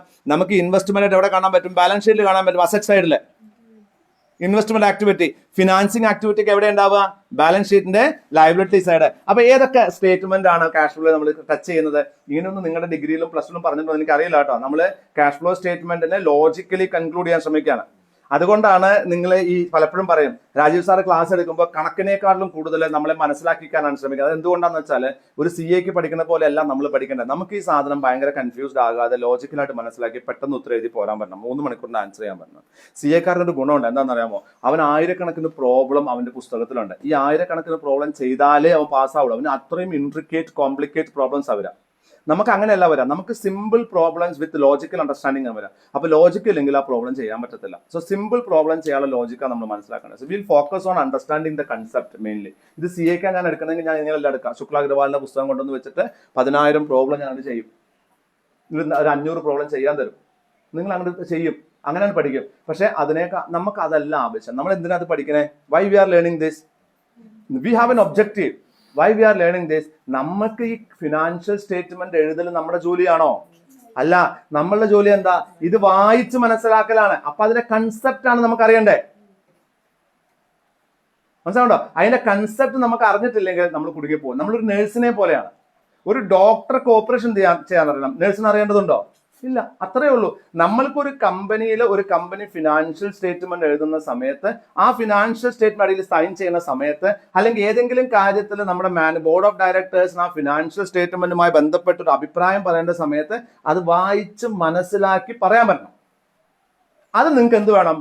ലോജിക്ക് വേണം. അതുകൊണ്ടാണ് ഞാൻ പറയണത്. അപ്പൊ ഓപ്പറേറ്റിംഗ് ഒരു ക്യാഷ് ഫ്ലോ സ്റ്റേറ്റ്മെന്റ് 3 സ്ഥലത്ത് നിന്ന് എടുക്കണം. ഒന്ന് ഓപ്പറേറ്റിംഗ് ആക്ടിവിറ്റി ആണെങ്കിൽ പ്രോഫിറ്റ് ലോസ് അക്കൗണ്ട് നമ്മൾ കൺസിഡർ ചെയ്യുന്നു. ഇൻവെസ്റ്റിംഗ് ആക്ടിവിറ്റി, നമ്മൾ ഇൻവെസ്റ്റ് ചെയ്യുകയാണെങ്കിൽ നമുക്ക് ഇവിടെ വരും അസറ്റ് സൈഡിൽ വരും ബാലൻസ് ഷീറ്റിന്റെ, അല്ലെ? ഫിനാൻസിങ് ആക്ടിവിറ്റി ആണെങ്കിൽ നമ്മുടെ ലയബിലിറ്റി സൈഡ് വരും. അപ്പൊ ഈ 3 സൈഡും നമ്മൾ അനലൈസ് ചെയ്യും. അപ്പൊ പ്രോഫിറ്റ് ആൻഡ് ലോസ് അക്കൗണ്ടുമായി നേരിട്ട് ബന്ധമുള്ളതാണ് ഏത്? Operating activity. Good. Then examples of cash from operating activity. എങ്ങനെയൊക്കെയാണ് ക്യാഷ് നമുക്ക് ഓപ്പറേറ്റിംഗ് ആക്ടിവിറ്റീസ് എന്ന് വരുന്നത്? ഒന്ന് എന്താണ്? Cash receipt from the sale of goods and rendering of service. സാധനങ്ങൾ വിറ്റിട്ടോ സർവീസ് കൊടുത്തിട്ടോ നമുക്ക് കിട്ടുന്ന പണം അതെന്താണ്? ഉദാഹരണം ഇങ്ങനെ പറയാണ്, നിങ്ങളുടെ total sales is 50,000 rupees. Cash received on sale is 25,000 rupees. അപ്പൊ ക്യാഷ് ഫ്രം ഓപ്പറേറ്റിംഗ് ആക്ടിവിറ്റി എത്രയാ? 25,000 rupees. അപ്പൊ പ്രോഫിറ്റ് ലോസ് അക്കൗണ്ട് 50,000 കാണിച്ചിട്ടുണ്ടെങ്കിലോ ആ 25,000 കുറയ്ക്കണം, വേണ്ടയോ? സെയിൽസ് 50,000 കാണിച്ചിട്ടുണ്ട്. ഞാൻ ക്യാഷ് ഫ്ലോ സ്റ്റേറ്റ്മെന്റ് എഴുതുകയാണ്. അതിൽ തന്നിരിക്കുകയാണ് 50% സെയിൽ ക്യാഷ് സെയിൽസ് ആണ് എന്ന് എഴുതിയാൽ അതിന്റെ അർത്ഥം എന്താ? ആ 25,000 ആഡ് ബാക്ക് ചെയ്യണം. കാരണം ആ 25,000 ക്യാഷ് ആയിട്ട് കിട്ടാത്ത കാര്യവും സെയിലായിട്ട് കാണിച്ചിട്ടുണ്ട്. അപ്പൊ ക്യാഷ് ഫ്ലോ സ്റ്റേറ്റ്മെന്റ് എഴുതുമ്പോൾ നമ്മൾ എന്ത് ചെയ്യും? പ്രോഫിറ്റ് ആൻഡ് ലോസ് അക്കൗണ്ടിൽ ഈ സെയിൽ ആയിട്ട് ക്യാഷ് സെയിൽസിന് നോൺ ക്യാഷ് സെയിൽസ് നമ്മൾ തിരിച്ച് ആഡ് ചെയ്യും. Think of it. അങ്ങനെയാണ് മനസ്സിലാക്കേണ്ടത്. ദെൻ മനസ്സിലായില്ലേ മീരയ്ക്ക്? അങ്ങനെയല്ലേ ചെയ്യുക? മീരയ്ക്ക് പ്രോഫിറ്റ് 50,000 രൂപയുണ്ട്. മീര കയ്യിൽ എത്ര കാശുണ്ട്, കാശ് വന്നിരുന്നു എന്നറിയാൻ നമ്മൾ എന്താ ചെയ്യുക? എത്ര നോൺ ക്യാഷ് ആയിട്ടുള്ള സാധനങ്ങൾ ആ പ്രോഫിറ്റിൽ ആഡ് ചെയ്തിട്ടുണ്ടോ അതൊക്കെ അങ്ങ് കുറയ്ക്കും, അല്ലെങ്കിൽ അത് തിരിച്ച് കൂട്ടും. അത്രയേ ഉള്ളൂ. Cash receipt from royalties, fees, commission and other revenues. എനിക്ക് 50,000 രൂപ റോയൽറ്റി തരാനുണ്ട്. ഞാൻ 50,000 രൂപ റോയൽറ്റിയും എൻ്റെ ഇൻകം ആയിട്ട് എവിടെ എഴുതിയിട്ടുണ്ട്? എൻ്റെ പ്രോഫിറ്റ് ലോസ് കൊണ്ട് എഴുതിയിട്ടുണ്ട്. പക്ഷെ എനിക്ക് 25,000 രൂപ റോയൽറ്റി കിട്ടിയുള്ളൂ എങ്കിലോ ആ 25,000 ആഡ് ബാക്ക് ചെയ്യും. മനസ്സിലായോ? അപ്പൊ റിയൽ ആയിട്ട് എന്തൊക്കെയാണ് ക്യാഷ് ഫ്രം ഓപ്പറേറ്റിംഗ് ആക്ടിവിറ്റി? സാധനങ്ങൾ വിറ്റതും സർവീസ് കൊടുത്തതുമായ പൈസ, നിങ്ങൾക്ക് റോയൽറ്റി ആയിട്ട് ഫീ ആയിട്ടൊക്കെ കിട്ടുന്ന പൈസ, അതൊക്കെ എന്താണ്? നിങ്ങളുടെ ക്യാഷ് ഫ്രം ഓപ്പറേറ്റിംഗ് ആക്ടിവിറ്റീസ് ആണ്. അപ്പൊ നിങ്ങൾ പ്രോഫിറ്റ് ലോസ് അക്കൗണ്ട് വായിക്കുമ്പോൾ നിങ്ങൾ മനസ്സിലാക്കണം ഇതിൽ എന്തെങ്കിലും മാറ്റങ്ങൾ ഉണ്ടാകാൻ സാധ്യത, ആ മാറ്റങ്ങൾ നിങ്ങൾ അപ്ലൈ ചെയ്യണം. 3 cash payments to suppliers for goods and services. നമ്മൾ സപ്ലയേഴ്സിന് അല്ലെങ്കിൽ ഗുഡ്സ് ആൻഡ് സർവീസ് എന്ന സപ്ലയേഴ്സിന് നമ്മൾ പേയ്മെന്റ് കൊടുത്തിട്ടുണ്ടാവും. നമ്മുടെ ഔട്ട്ഫ്ലോ ആണ്. നമ്മൾ 50,000 രൂപയുടെ സാധനം വാങ്ങി 40,000 കൊടുത്തിട്ടുള്ളൂ. അപ്പൊ എത്രയാണ് നിങ്ങളുടെ ക്യാഷ് ഔട്ട്ഫ്ലോ? 40,000. 10,000 രൂപ നിങ്ങൾ പർച്ചേസിൽ ആഡ് ചെയ്തിട്ടുണ്ടാകാം. അതിന്റെ ഡിഫറൻസ് നിങ്ങൾ കുറയ്ക്കുകയോ കൂട്ടുകയോ ചെയ്യണം. വേണ്ടേ? ഇത്രയേ ഉള്ളൂ ലോജിക്. വേറെ ഒന്നുമില്ല ക്യാഷ് ഫ്ലോ സ്റ്റേറ്റ്മെന്റിൽ. നിങ്ങളത് വായിച്ചാൽ തന്നെ ഒരു 5 മിനിറ്റിൽ നിങ്ങൾക്ക് അല്ലെങ്കിൽ 15 മിനിറ്റിൽ മനസ്സിലാക്കാവുന്ന ഒരു ടോപ്പിക്കാണിത്. പക്ഷെ ഈ ക്ലാസ് അറ്റൻഡ് ചെയ്യാണ്ട് ഇത് കേട്ടിട്ട് പഠിച്ചാൽ പാടും. അതുകൊണ്ട് നമ്മൾ കൂടുതൽ കാര്യം ഡിസ്കസ് ചെയ്യുന്നത്. 4 എന്താണ്? Cash payments to and behalf of employees. എംപ്ലോയീസിന് വേണ്ടിയിട്ട് അല്ലെങ്കിൽ എംപ്ലോയീസിന് നമ്മൾ കൊടുത്ത പൈസ, കൊടുക്കേണ്ട പൈസ ആയിരിക്കും പലപ്പോഴും cash flow statement profit loss account ഉണ്ടാവുക. അപ്പോൾ കൊടുത്ത പൈസ ഉണ്ടായിരിക്കും, അതിന്റെ ഡിഫറൻസിന്റെ അഡ്ജസ്റ്റ്മെന്റ് ചെയ്യേണ്ടി വരും. A business in the normal cash receipts and payments of an insurance enterprise for premiums and claims, annuities and other benefits. Cash receipts and payments of an insurance enterprise. ഒരു insurance enterprise കാശുകൾ കൊടുക്കുന്നു. എന്തിനു വേണ്ടിയിട്ട്? Premium ആയിട്ടും claim ആയിട്ടും കൊടുക്കുന്നത്. അത് അവരുടെ എന്താണ്? അവരുടെ ക്യാഷ് ഔട്ട്ഫ്ലോ ആണ്. അപ്പൊ 50 ലക്ഷം രൂപയുടെ പ്രീമിയം നമ്മൾ കൊടുക്കാനുണ്ട് അല്ലെങ്കിൽ ക്ലെയിം കൊടുക്കാനുണ്ട് എന്ന് നമ്മൾ ആൾറെഡി ലയബിലിറ്റി ആയിട്ട് കാണിച്ചിട്ടുണ്ടെങ്കിൽ നമ്മൾ എന്ത് ചെയ്യും? അത്രയും കൊടുത്തിട്ടില്ലെങ്കിൽ കൊടുത്തത് മാത്രമേ കുറയ്ക്കാൻ പാടുള്ളൂ, ബാലൻസ് തിരിച്ച് ആഡ് ചെയ്യണം. അത്രേ ഉള്ളൂ. അതായത് ഒരു ഇൻഷുറൻസ് കമ്പനിയുടെ ചെലവ് എന്തൊക്കെയാ? ഇൻഷുറൻസ് കമ്പനി റീ ഇൻഷുറൻസ് ചെയ്തിട്ടുണ്ടാവില്ലേ? അപ്പൊ അവര് ഇൻഷുറൻസ് കമ്പനി എങ്ങനെയാ പ്രീമിയം കൊടുക്കുക? ഈ ചോദ്യം വരാതിരിക്കാനാണ് ഇപ്പൊ ഞാൻ പറഞ്ഞത്. ഒരു ഇൻഷുറൻസ് കമ്പനി ആ ഇൻഷുറൻസ് പോളിസിയുടെ മുകളിൽ റീ ഇൻഷുറൻസ് ചെയ്തിട്ടുണ്ടെങ്കിലോ പ്രീമിയം കൊടുക്കണ്ടേ? ഇപ്പൊ ഞാൻ പറഞ്ഞില്ലേ, സച്ചിൻ ടെണ്ടുൽക്കറുടെ ഒരു ബോഡി 500 കോടിക്ക് ഇൻഷുർ ചെയ്യുന്നത് LIC ആണെന്ന് കരുതുക, അല്ലെങ്കിൽ സ്റ്റാർ ആണെന്ന് കരുതുക. ഈ 500 കോടി കഷ്ടകാലത്തിൽ നിങ്ങൾക്ക് ഒരു ആക്സിഡന്റ് വന്നാൽ സ്റ്റാർ ഹെൽത്ത് പൂട്ടൂലേ? ഈ റിസ്ക് കുറയ്ക്കാൻ അവരെന്താ ചെയ്യാ? അവര് കൺസോർഷ്യമായിട്ട് മറ്റുള്ള ഒരു 20-30 കമ്പനിയിൽ ചെറിയ എമൗണ്ട് എന്ത് ചെയ്യും? ഇത് ഇൻഷുർ ചെയ്യും. അപ്പൊ അതിന് പ്രീമിയം കൊടുക്കണ്ടേ? അപ്പൊ അതൊരു എക്സ്പെൻസ് അല്ലേ? ആ പ്രീമിയം കിട്ടുന്നത് ഒരു വരുമാനമല്ലേ? പ്രീമിയം വരികയാണെങ്കിൽ വരുമാനം, കൊടുക്കുകയാണെങ്കിൽ എക്സ്പെൻസ്. ക്ലെയിം, നമ്മളെ കമ്പനിയിൽ ഇൻഷുറൻസ് എടുത്ത ആൾക്കാർക്ക് വയ്യാണ്ടായാൽ ആ ക്ലെയിം നമ്മൾ കൊടുക്കണ്ടേ? ക്യാഷ് ഔട്ട്ഫ്ലോ അല്ലേ? അപ്പൊ ക്ലെയിം തന്നത് എത്രയാണ്, കൊടുത്തത് എത്രയാണ്, അതിന്റെ ഡിഫറൻസിന്റെ അഡ്ജസ്റ്റ്മെന്റ് ചെയ്യണം. ഇത്രയേ ഉള്ളൂ. ഇത്രയൊന്നും കോംപ്ലിക്കേഷൻ ഇല്ലാത്ത പ്രോബ്ലത്തില്. പക്ഷെ ഞാൻ അതിന്റെ ലോജിക്ക് മുഴുവൻ പറഞ്ഞു തരാണ്. നമ്മുടെ പ്രോബ്ലംസ് ഒക്കെ കമ്പാരിറ്റീവ്ലി സിംപ്ലർ പ്രോബ്ലംസ് ആണ്. Then cash payments or refunds of income taxes unless they can be specifically identified with the financing and investing activity. നമുക്ക് എന്തെങ്കിലും കാശുകൾ വന്നിട്ടുണ്ട് അല്ലെങ്കിൽ റീഫണ്ട് കൊടുത്തിട്ടുണ്ട്, അത് ഇൻവെസ്റ്റ്മെന്റ് ആക്ടിവിറ്റിയിലല്ല ഫിനാൻസിങ് ആക്ടിവിറ്റിയിലല്ലെങ്കിൽ നമ്മൾ എന്ത് ചെയ്യും? ഓപ്പറേറ്റിംഗ് ആക്ടിവിറ്റിയിൽ എഴുതും. ഉദാഹരണം, ഇൻകം ടാക്സ് റീഫണ്ട് കിട്ടി. എന്ത് ആക്ടിവിറ്റിയാണ്? ഓപ്പറേറ്റിംഗ് ആക്ടിവിറ്റിയാണ്. അല്ലേ? രണ്ട് റീഫണ്ട് കിട്ടി, നമ്മൾ എന്ത് ചെയ്തു? അത് ഇൻവെസ്റ്റിംഗ് ഓപ്പറേറ്റിംഗ് ആക്ടിവിറ്റി. രണ്ടൊക്കെ എന്താണ്? ഓപ്പറേഷണൽ ആണ്. അത് ഇൻവെസ്റ്റിംഗ് ആക്ടിവിറ്റി, ഫിനാൻസിങ് ആക്ടിവിറ്റി ആണോ? അപ്പൊ ഏതെങ്കിലും ഒരു പേയ്മെന്റ് അല്ലെങ്കിൽ ഒരു റെസിപ്റ്റ് അത് ഇൻവെസ്റ്റിംഗ് ആക്ടിവിറ്റിയിലോ അല്ലെങ്കിൽ ഫിനാൻസിങ് ആക്ടിവിറ്റിയിലോ കാണിക്കാൻ പറ്റില്ലെങ്കിൽ അത് നമ്മൾ എന്ത് ചെയ്യും? നമ്മൾ ഓപ്പറേറ്റിംഗ് ആക്ടിവിറ്റിയിൽ ചെയ്യും. ഈ ചാപ്റ്റർ ഇന്ന് തന്നെ പഠിച്ചേക്കണം, എന്നാൽ മാർക്ക് പോവില്ല. ഇത് കുറച്ച് നേരം കഴിഞ്ഞിട്ട് 2 ദിവസം കഴിഞ്ഞിട്ട് ഈ വീഡിയോ കണ്ടാൽ പോലും ചിലപ്പോൾ നിങ്ങളുടെ ഇടയിൽ ആവശ്യമില്ലാത്ത കൺഫ്യൂഷൻസ് കയറി വരും. അതുകൊണ്ട് ആൾക്കാർ പറയുന്നത് ക്യാഷ് ഫ്ലോ സ്റ്റേറ്റ്മെന്റ് ടഫ് ആണെന്ന്. ക്യാഷ് ഫ്ലോ സ്റ്റേറ്റ്മെന്റ് ആണ് ഇതിൽ ഏറ്റവും easy. Then cash receipts and payments relating to future contract, forward contract, option contract and swap contract when the contracts are held for dealing in trading purpose. ഇനി ഡീലിങ്ങിന് വേണ്ടി നമ്മുടെ ഒരു investment കമ്പനിയാണ്. ഒരു investment company എന്താണ്? വേറൊരു കമ്പനിയുടെ സെക്യൂരിറ്റികളിലോ ഷെയറിലോ ഇൻവെസ്റ്റ് ചെയ്യുന്ന കമ്പനിയാണ് ഇൻവെസ്റ്റ്മെന്റ് കമ്പനി. അതിനുവേണ്ടി നമ്മൾ എന്ത് ചെയ്തിട്ടുണ്ട്? ധാരാളം ഷെയറുകളും സ്ക്രിപ്പുകളൊക്കെ സൂക്ഷിക്കുന്നുണ്ട്, സ്വാപ്പ് ചെയ്തിട്ടുണ്ട്, കൈമാറ്റം ചെയ്തിട്ടുണ്ട്, അതിലേക്ക് ഫ്യൂച്ചർ കോൺട്രാക്ട് ചെയ്യുന്നുണ്ട്. ഇതിനൊക്കെ വേണ്ടി നമുക്ക് പേയ്മെന്റ് വന്നിട്ടുണ്ട്, പോയിട്ടുണ്ടെങ്കിൽ അത് ഇൻവെസ്റ്റ്മെന്റ് കമ്പനിയുടെ എന്താണ്? ഓപ്പറേറ്റിംഗ് ആക്ടിവിറ്റി അല്ലേ? എന്ത് ബിസിനസ് ഒരു ഇൻവെസ്റ്റ്മെന്റ് കമ്പനിയുടെ ഓപ്പറേറ്റിംഗ് ആക്ടിവിറ്റി എന്താണ്? സെക്യൂരിറ്റികൾ വാങ്ങുക, വിൽക്കുക, അതിൽ ഡീൽ ചെയ്യുക. അതിനുവേണ്ടി ചെലവാക്കുന്ന പൈസയൊക്കെ എക്സ്പെൻസ് ആണ്, അതിന് വരുന്ന പൈസയൊക്കെ എന്താണ്? അതിന്റെ ഇൻകം ആണ് കേട്ടോ. അത് ഓപ്പറേറ്റിംഗ് ആക്ടിവിറ്റി ആണ്. ദെൻ ഇതൊക്കെയാണ് നോർമൽ ആയിട്ട് വരുന്നത്. ലെറ്റ്സ് സീ ഒരു പ്രോബ്ലം നോക്കി നമുക്ക് മനസ്സിലാക്കാം. Cash flow from investing activity. Cash flow investing ആക്ടിവിറ്റിയിലെ ക്യാഷ് ഫ്ലോ എങ്ങനെയാണ്? ഇൻവെസ്റ്റിംഗ് ആക്ടിവിറ്റി പറഞ്ഞ എന്താണ്? C the companies may acquire and dispose long term assets and other investments not included in the cash equivalents. അതായത് cash ഇക്വലൻസ് short term അല്ലാത്ത ചില അസറ്റുകൾ investment നമ്മുടെ കയ്യിൽ ഉണ്ടാകാം. നമ്മൾ ധാരാളം അസറ്റുകൾ വാങ്ങി വെച്ചിട്ടുണ്ടാകാം. അസറ്റ് വാങ്ങുന്നതിന് വേണ്ടിയിട്ടോ വിറ്റതിന് ശേഷം കിട്ടുന്ന പൈസയോ ഇതിനൊക്കെ നമുക്ക് എന്താ പറയാം? ഇൻവെസ്റ്റിംഗ് ആക്ടിവിറ്റിയുടെ ക്യാഷ് ഫ്ലോ ആയിട്ട് കണക്കാക്കാം. ഇപ്പൊ ഉദാഹരണം ടാറ്റ എന്ന് പറയുന്ന കമ്പനി ഒരു പ്ലാന്റ് വാങ്ങുന്നു. അതെന്താണ്? ഇൻവെസ്റ്റിംഗ് ആക്ടിവിറ്റി ആണ്. അതിന് കൊടുത്ത പൈസ എന്താണ്? ഔട്ട്ഫ്ലോ ഫോർ ഇൻവെസ്റ്റിംഗ് ആക്ടിവിറ്റി ആണ്. ടാറ്റ അതിന്റെ ഒരു പ്ലാന്റ് വിൽക്കുന്നു, അതിന് കിട്ടുന്ന പൈസ എന്താണ്? ഇൻഫ്ലോ ഫ്രം ഇൻവെസ്റ്റിംഗ് ആക്ടിവിറ്റി ആണ്. കാരണം എന്താ ചെയ്തു? നമ്മള് ആ ഒരു പ്ലാന്റ് നമ്മൾ വിറ്റു, ഇൻവെസ്റ്റിംഗ് ആക്ടിവിറ്റിയിൽ അസറ്റ് അക്വയർ ചെയ്ത പ്ലാന്റ് വിറ്റു, അതിന് വന്ന ക്യാഷ് ആണ്. ഇതിൽ ക്യാഷ് എന്ന് പറഞ്ഞാൽ പ്രോഫിറ്റ് ലോസ് കൊണ്ടല്ല നമ്മൾ ഫോക്കസ്. നമ്മുടെ എൻറ്റയർ ഫിനാൻഷ്യൽ സിസ്റ്റത്തിലെ ക്യാഷ് ഫ്ലോ ആണ് നമ്മൾ കണക്കാക്കുന്നത്. എൻറ്റയർ ഫിനാൻഷ്യൽ സിസ്റ്റം കേട്ടോ, entire financial system cash flow ആണ് കണക്കാക്കുന്നത്. ഇതിൽ സയൻസ് ആരെങ്കിലും ഉണ്ടോ? അല്ലേ താൻ തന്നെ ഞാനിപ്പോൾ ഇവളാണോ എന്ന് വിളിച്ചിട്ടാണോ നിങ്ങൾ പെട്ടെന്ന് ആലോചിച്ചുകൊണ്ടാണ് ഞാൻ ചോദിച്ചത്. ഇപ്പോൾ പെട്ടെന്ന് സംശയം വന്നുകൊണ്ട് നിങ്ങൾ എന്താ ചെയ്യേണ്ടതെന്ന് വെച്ചാൽ ആ ചേച്ചിമാരൊക്കെ ഒപ്പിരുന്ന് കുത്തിരുന്ന് പഠിച്ചേക്കണം. ഇത് ഞാൻ അടുത്ത കൊല്ലം പഠിക്കാമെന്ന് വെച്ചാൽ പഠിയൂല കേട്ടോ മീര.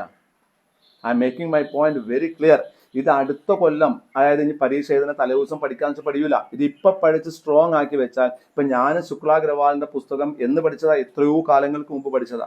ആ പഠിച്ചത് പെർഫെക്റ്റ് ആക്കി വെച്ചത് കൊണ്ടാണ് ഇത് 2 പ്രാവശ്യം വായിച്ച് നമുക്ക് എല്ലാം മനസ്സിലാവണത്. അല്ലെങ്കിൽ ഇത് മനസ്സിലാവൂല. സോ ഇന്ന് തന്നെ ഇത് പഠിച്ചു വെക്കുക, കുത്തിരുന്ന് പഠിക്കുക, കമ്പൈൻ സ്റ്റഡി ചെയ്യുക. ഈ കണക്കിലൊക്കെ CFMലൊക്കെ കമ്പൈൻ സ്റ്റഡിയാണ് വേണ്ടത്. പരസ്പരം അങ്ങോട്ട് സംസാരിച്ച് അതിന്റെ പ്രോബ്ലംസ് കറക്റ്റായിട്ട് പ്രോബ്ലം ചെയ്യുമ്പോൾ ഒറ്റയ്ക്ക് ചെയ്യാൻ ശ്രമിക്കുക. അതിന്റെ ലോജിക്ക് മനസ്സിലാക്കുക, എന്നിട്ട് പ്രോബ്ലം ഒറ്റയ്ക്ക് മാറിയിരുന്ന് ചെയ്യുക, എന്നിട്ട് തെറ്റുകൾ വരുത്തുക.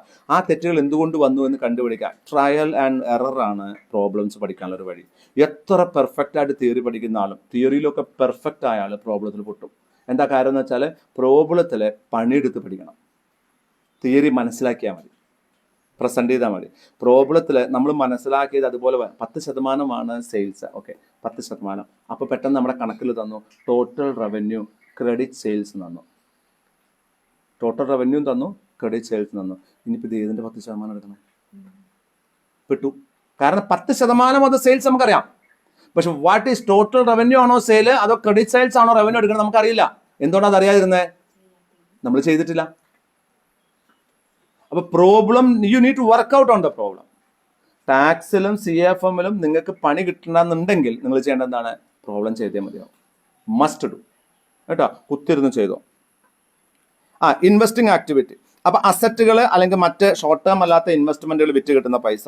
In other words, investing activity includes transactions and events that involve the purchase and sale of long term productive assets.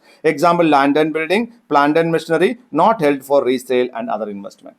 അതായത് തിരിച്ച് റീസെയിലിനല്ലാതെ പ്ലാന്റ് ആൻഡ് മെഷീനറി, ഫിക്സഡ് അസറ്റുകളൊക്കെ അക്വയർ ചെയ്യാണ്. അതുപോലെ പെട്ടെന്ന് വിൽക്കുന്നതല്ലാത്ത ഇൻവെസ്റ്റ്മെന്റ് നമ്മൾ ചെയ്യുകയാണെങ്കിൽ അതിനെ നമുക്ക് എന്ത് പറയാം? നമുക്ക് ഇൻവെസ്റ്റിംഗ് ആക്ടിവിറ്റി എന്ന് പറയാം. Okay, investing activity. അതിൽ എന്തൊക്കെ ഉണ്ടാവുക നോക്കൂ. ഒന്ന്, cash payments to acquire fixed asset. Fixed അസറ്റുകൾ അക്വയർ ചെയ്യാൻ വേണ്ടി നമ്മൾ ക്യാഷ് പേയ്മെന്റ് നടത്തുന്നു. ഈ പേയ്മെന്റുകളിൽ എന്തൊക്കെ ഉണ്ടായിരിക്കും? ഇതിൽ എന്തൊക്കെ ഉണ്ടാകാം? ഒന്ന്, നിങ്ങൾ റിസർച്ച് ഡെവലപ്മെന്റ് ചെയ്യുന്നുണ്ട്. ആ റിസർച്ച് ഡെവലപ്മെന്റ് ഡിപ്പാർട്ട്മെന്റിനെ നിങ്ങൾ ക്യാപിറ്റലൈസ് ചെയ്യുക. റിസർച്ച് എക്സ്പെൻസസിനെ അമോർട്ടൈസേഷൻ വഴി നമ്മൾ അതിനെ ക്യാപിറ്റലൈസ് ചെയ്യും. നമുക്ക് എന്താ ചെയ്യാം, നമ്മൾ ക്യാപിറ്റലൈസ് ചെയ്തിട്ടുണ്ടെങ്കിൽ അതും കൂടി നമുക്ക് എന്തായാലും കണക്കാക്കാം, അതിനെയും ഫിക്സഡ് അസറ്റിന് വേണ്ടി ചിലവാക്കിയ പൈസ കണക്കാക്കാം. അതുപോലെ സെൽഫ് ഡെവലപ്മെന്റ്, അതായത് സെൽഫ് കൺസ്ട്രക്റ്റഡ് ഫിക്സഡ് അസറ്റ്. എന്താ സെൽഫ് കൺസ്ട്രക്റ്റഡ് ഫിക്സഡ് അസറ്റ് എന്ന് പറഞ്ഞാൽ, ഞാൻ സ്വന്തമായിട്ടുണ്ടാക്കുന്ന ഒരു ഫിക്സഡ് അസറ്റ്.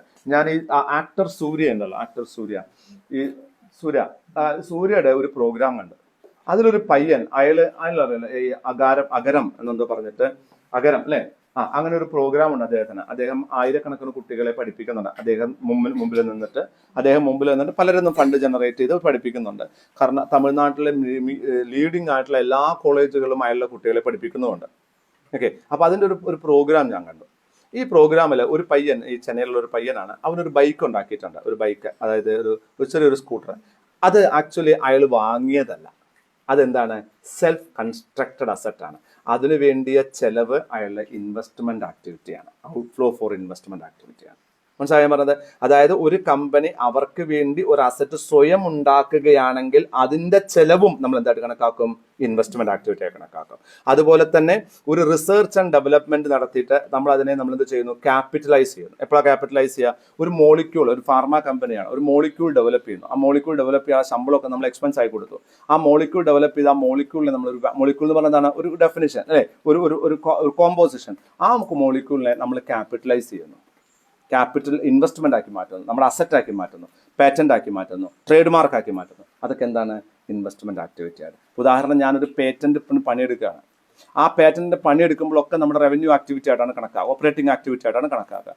ആ പേറ്റന്റിനെ ഞാൻ പേറ്റന്റ് രജിസ്റ്റർ ചെയ്യുന്നു, അതിനെ വാല്യൂ ചെയ്ത് എവിടേക്ക് കൊണ്ടുപോകുക, പ്രോഫിറ്റ് ലോസ് കൊണ്ടുവയ്ക്കുക അല്ല, നമ്മൾ കൊണ്ടുപോകും, അസറ്റിൽ കൊണ്ടുവയ്ക്കും. അപ്പൊ അതിനു വേണ്ടി നമ്മൾ ചിലവാക്കിയ പൈസയൊക്കെ നമ്മൾ എന്ത് ചെയ്യും, നമ്മൾ ഇൻവെസ്റ്റ്മെന്റ് ആക്ടിവിറ്റി ആയിട്ട് കണക്കാക്കും. Then cash receipts from disposal of fixed asset. Intangible asset അടക്കമുള്ള അസറ്റുകൾ വിറ്റ് കിട്ടുന്ന പൈസ നിങ്ങൾക്ക് എന്താണ്, ഇൻവെസ്റ്റ്മെന്റ് ആക്ടിവിറ്റി. ഇപ്പോൾ ഒരു ഗുഡ് വില്ല് വിറ്റു, ട്രേഡ് മാർക്ക് വിറ്റു, അതിന് കിട്ടുന്ന പൈസക്ക് എന്താണ്. Then cash payments to acquire shares, warrants or debt instruments of other enterprises. നമ്മുടേതല്ലാത്ത മറ്റുള്ള കമ്പനികളുടെ ഡിബഞ്ചറുകളെ, ഷെയറുകളെ, വാറണ്ടുകളൊക്കെ വാങ്ങുന്നതിന് വേണ്ടി നമ്മൾ ചെലവാക്കുന്ന പൈസ എന്താണ്, നമ്മുടെ ക്യാഷ് ക്യാഷ് ആക്ടിവിറ്റിയാണ്. നമ്മൾ അതിന് വേണ്ടി നമ്മൾ എന്ത് ചെയ്യണോ, നമ്മുടെ ഇൻവെസ്റ്റ്മെന്റ് ആക്ടിവിറ്റി ആയിട്ട് കണക്കാക്കാം.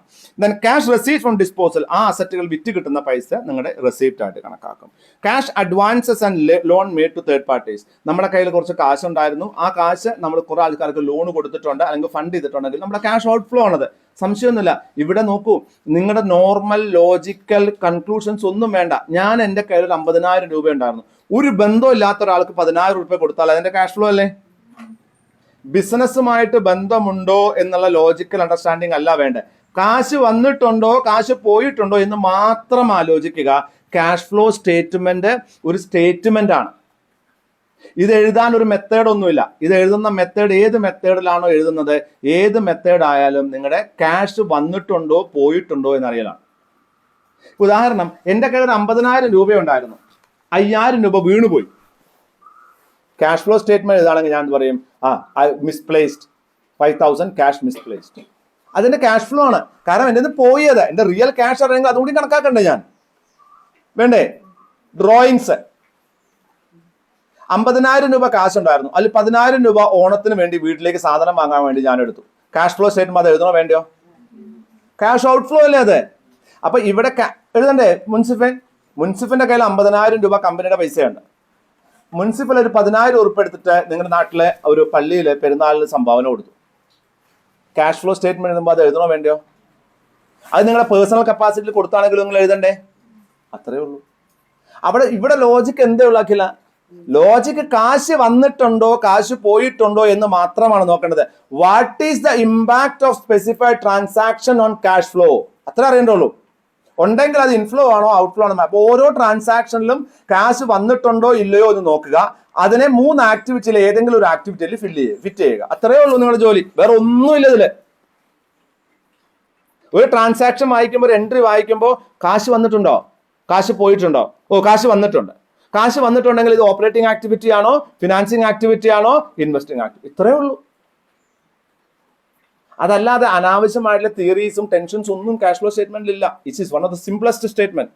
Then cash receipt from disposal of share warrant, അതൊക്കെ വന്നു. ഞാൻ ഇൻവെസ്റ്റ് ചെയ്ത സാധനം വിറ്റ് കിട്ടുന്ന പൈസക്ക് എന്താണ്, ഇൻഫ്ലോ ആണ്. ദെൻ ക്യാഷ് അഡ്വാൻസസ് ലോൺ, മൂന്നാമത്തെ ഒരാൾക്ക് നമ്മൾ ലോൺ കൊടുത്തിട്ടുണ്ടെങ്കിൽ നമ്മുടെ ഔട്ട്ഫ്ലോ ആണ്. അവിടെ നിന്ന് നമുക്ക് തിരിച്ച് കിട്ടുകയാണ്, പൈസ കിട്ടുകയാണെങ്കിൽ അത് ഇൻഫ്ലോ ആണ്. Then cash receipts and payments relating to future contract, future കോൺട്രാക്റ്റിന് വേണ്ടിയിട്ട് അല്ലെങ്കിൽ ഫോർവേഡ് കോൺട്രാക്റ്റിന് വേണ്ടിയിട്ട് ഓപ്ഷൻ കോൺട്രാക്ട് വേണ്ടിയിട്ട് ഒക്കെ നമ്മൾ പണം വാങ്ങുകയാണ്. അതൊരു ഫിനാൻസിങ് ആക്ടിവിറ്റി ആയിട്ട് കാണിക്കാൻ പറ്റുമെങ്കിൽ എന്താണ്, ആ ക്ലാസിഫൈഡ് ആസ് ഫിനാൻസിങ് ആക്ടിവിറ്റി ആണെന്നുണ്ടെങ്കിൽ അതിനെന്ത് ചെയ്യാം, നമുക്ക് ഇവിടെ എഴുതാം. ഇപ്പോൾ ഈ ഷെയർ വാങ്ങുന്നത്, വിൽക്കുന്നത്, ട്രേഡിംഗ് ചെയ്യുന്നത് നിങ്ങളുടെ ഏത് ആക്ടിവിറ്റി ആണെന്ന് നിങ്ങൾ കണ്ടെത്തണം. ഉദാഹരണം, ഒരു മാനുഫാക്ചറിങ് കമ്പനി വേറൊരു കമ്പനിയുടെ ഷെയറിൽ ട്രേഡ് ചെയ്യുന്നത് അവരുടെ ഓപ്പറേറ്റിംഗ് ആക്ടിവിറ്റി അല്ല, അത് ഫിനാൻസിങ് ആക്ടിവിറ്റിയാണ്. എന്നാൽ അവര് ഒരു കമ്പനിയുടെ ഷെയർ വാങ്ങി ലോങ് ടേം ആയിട്ട് സൂക്ഷിക്കുന്നത് അവരുടെ എന്താണ്, ഫിനാൻസിങ് ആക്ടിവിറ്റി ആയിട്ട്, അവർ ഇൻവെസ്റ്റ്മെന്റ് ആക്ടിവിറ്റി ആയിട്ട് കണക്കാക്കാം. മനസ്സിലാവുന്നുണ്ടോ? അതായത് ഓരോ കമ്പനിയുടെയും നേച്ചർ ഓഫ് ബിസിനസ് അനുസരിച്ചിട്ടാണ് വാട്ട് ഈസ് ഒരു ഇൻവെസ്റ്റ്മെന്റ് കമ്പനിക്ക് ഷെയർ വാങ്ങുന്നത് ഓപ്പറേറ്റിംഗ് ആക്ടിവിറ്റിയാണ്. ഒരു ഇൻവെസ്റ്റ്മെന്റ് കമ്പനി ഷെയർ വാങ്ങി ലോങ് ടേം സൂക്ഷിക്കുന്നത് അവരുടെ ഇൻവെസ്റ്റ്മെന്റ് ആക്ടിവിറ്റിയാണ്. ഒരു കമ്പനി ഈ ഷെയർ പ്ലെഡ്ജ് ചെയ്തിട്ട് പണം വാങ്ങുന്നത്, ഇതേ കമ്പനി ഷെയർ പ്ലെഡ്ജ് ചെയ്ത് പണം വാങ്ങുന്നത് ഫിനാൻസിങ് ആക്ടിവിറ്റിയാണ്. അപ്പോൾ ഒരേ തരം കമ്പനിക്ക് തന്നെ ഒരേ അസറ്റിലെ ട്രാൻസാക്ഷൻ പല സിറ്റുവേഷൻസിലും മൂന്നായിട്ട് മാറാം. ഇത് ഇങ്ങനെയേ ചെയ്യാൻ പാടുള്ളൂ എന്ന് എവിടെ എഴുതി വെച്ചിട്ടില്ല. ഇതിന് എത്രേ പറഞ്ഞിട്ടുള്ളൂ, അതിന്റെ റിലേഷൻഷിപ്പ് മനസ്സിലാക്കി എഴുതുക. ഇത് ഒന്ന് ലേശം അങ്ങോട്ടോ ഇങ്ങോട്ടോ മാറിയോ ഒന്നും സംഭവിക്കില്ല. ഇനി സംശയം വന്നു, സാർ ഇതെനിക്കൊരു സംശയം വന്നു സാർ, ഫിനാൻസിങ് ആക്ടിവിറ്റി ആണോ അല്ലെങ്കിൽ ഓപ്പറേറ്റിംഗ് ആക്ടിവിറ്റി മനസ്സിലായില്ല സാർ, അതുകൊണ്ട് ഞാൻ എഴുതിയില്ല സാർ എന്ന് പറയരുത്. നിങ്ങൾ എവിടെ എഴുതിയാലും ഉത്തരം ടാലിയാവും. ക്ലോസിംഗ് ബാലൻസ് ഓഫ് ക്യാഷിലേക്ക് ടാലിയാവും നിങ്ങളുടെ ഉത്തരം. കയ്യിൽ എത്ര കാശുണ്ട് അതല്ലേ ക്യാഷ് ബാലൻസ്. എവിടുന്ന് വന്നു എവിടുന്ന് പോയി എന്ന് മാത്രം നോക്കണം, പോക്കറ്റിലെ കാശായിട്ട് ടാലിയാവണം. വേണ്ടയോ? അപ്പൊ നിങ്ങൾ ഇൻവെസ്റ്റ്മെന്റ് ആക്ടിവിറ്റി ഫിനാൻസിങ് ആക്ടിവിറ്റിയിൽ എഴുതിയാലും ഫിനാൻസിങ് ആക്ടിവിറ്റി ഓപ്പറേറ്റിംഗ് ആക്ടിവിറ്റിയിൽ എഴുതിയാലും പ്ലസ് ചെയ്യേണ്ടത് പ്ലസ് ചെയ്യാം, മൈനസ് ചെയ്യേണ്ടത് മൈനസ് ചെയ്തിട്ടുണ്ടെങ്കിൽ നിങ്ങളുടെ ഉത്തരം കറക്റ്റാണ്.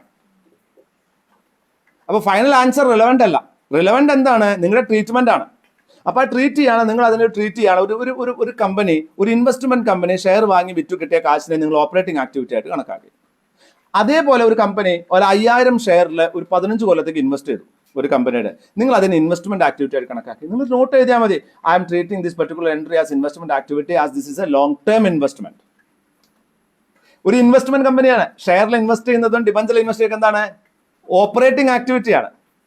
അത് ഓപ്പറേറ്റിംഗ് ആക്ടിവിറ്റിയിലാണോ എന്ന് സംശയം വന്നു നിങ്ങൾക്ക്. അപ്പൊ നിങ്ങൾ എന്ത് ചെയ്തു, 10 കൊല്ലത്തേക്ക് ഇൻവെസ്റ്റ് ചെയ്ത ഷെയർ ആണ്. അപ്പൊ നമ്മൾ എന്ത് ചെയ്തു, അതിനെ ഇൻവെസ്റ്റ്മെന്റ് ആക്ടിവിറ്റി നോട്ടിൽ എഴുതി. Not number 1, I am treating this particular entry as investment activity because even if it is share securities, but it is held for long term.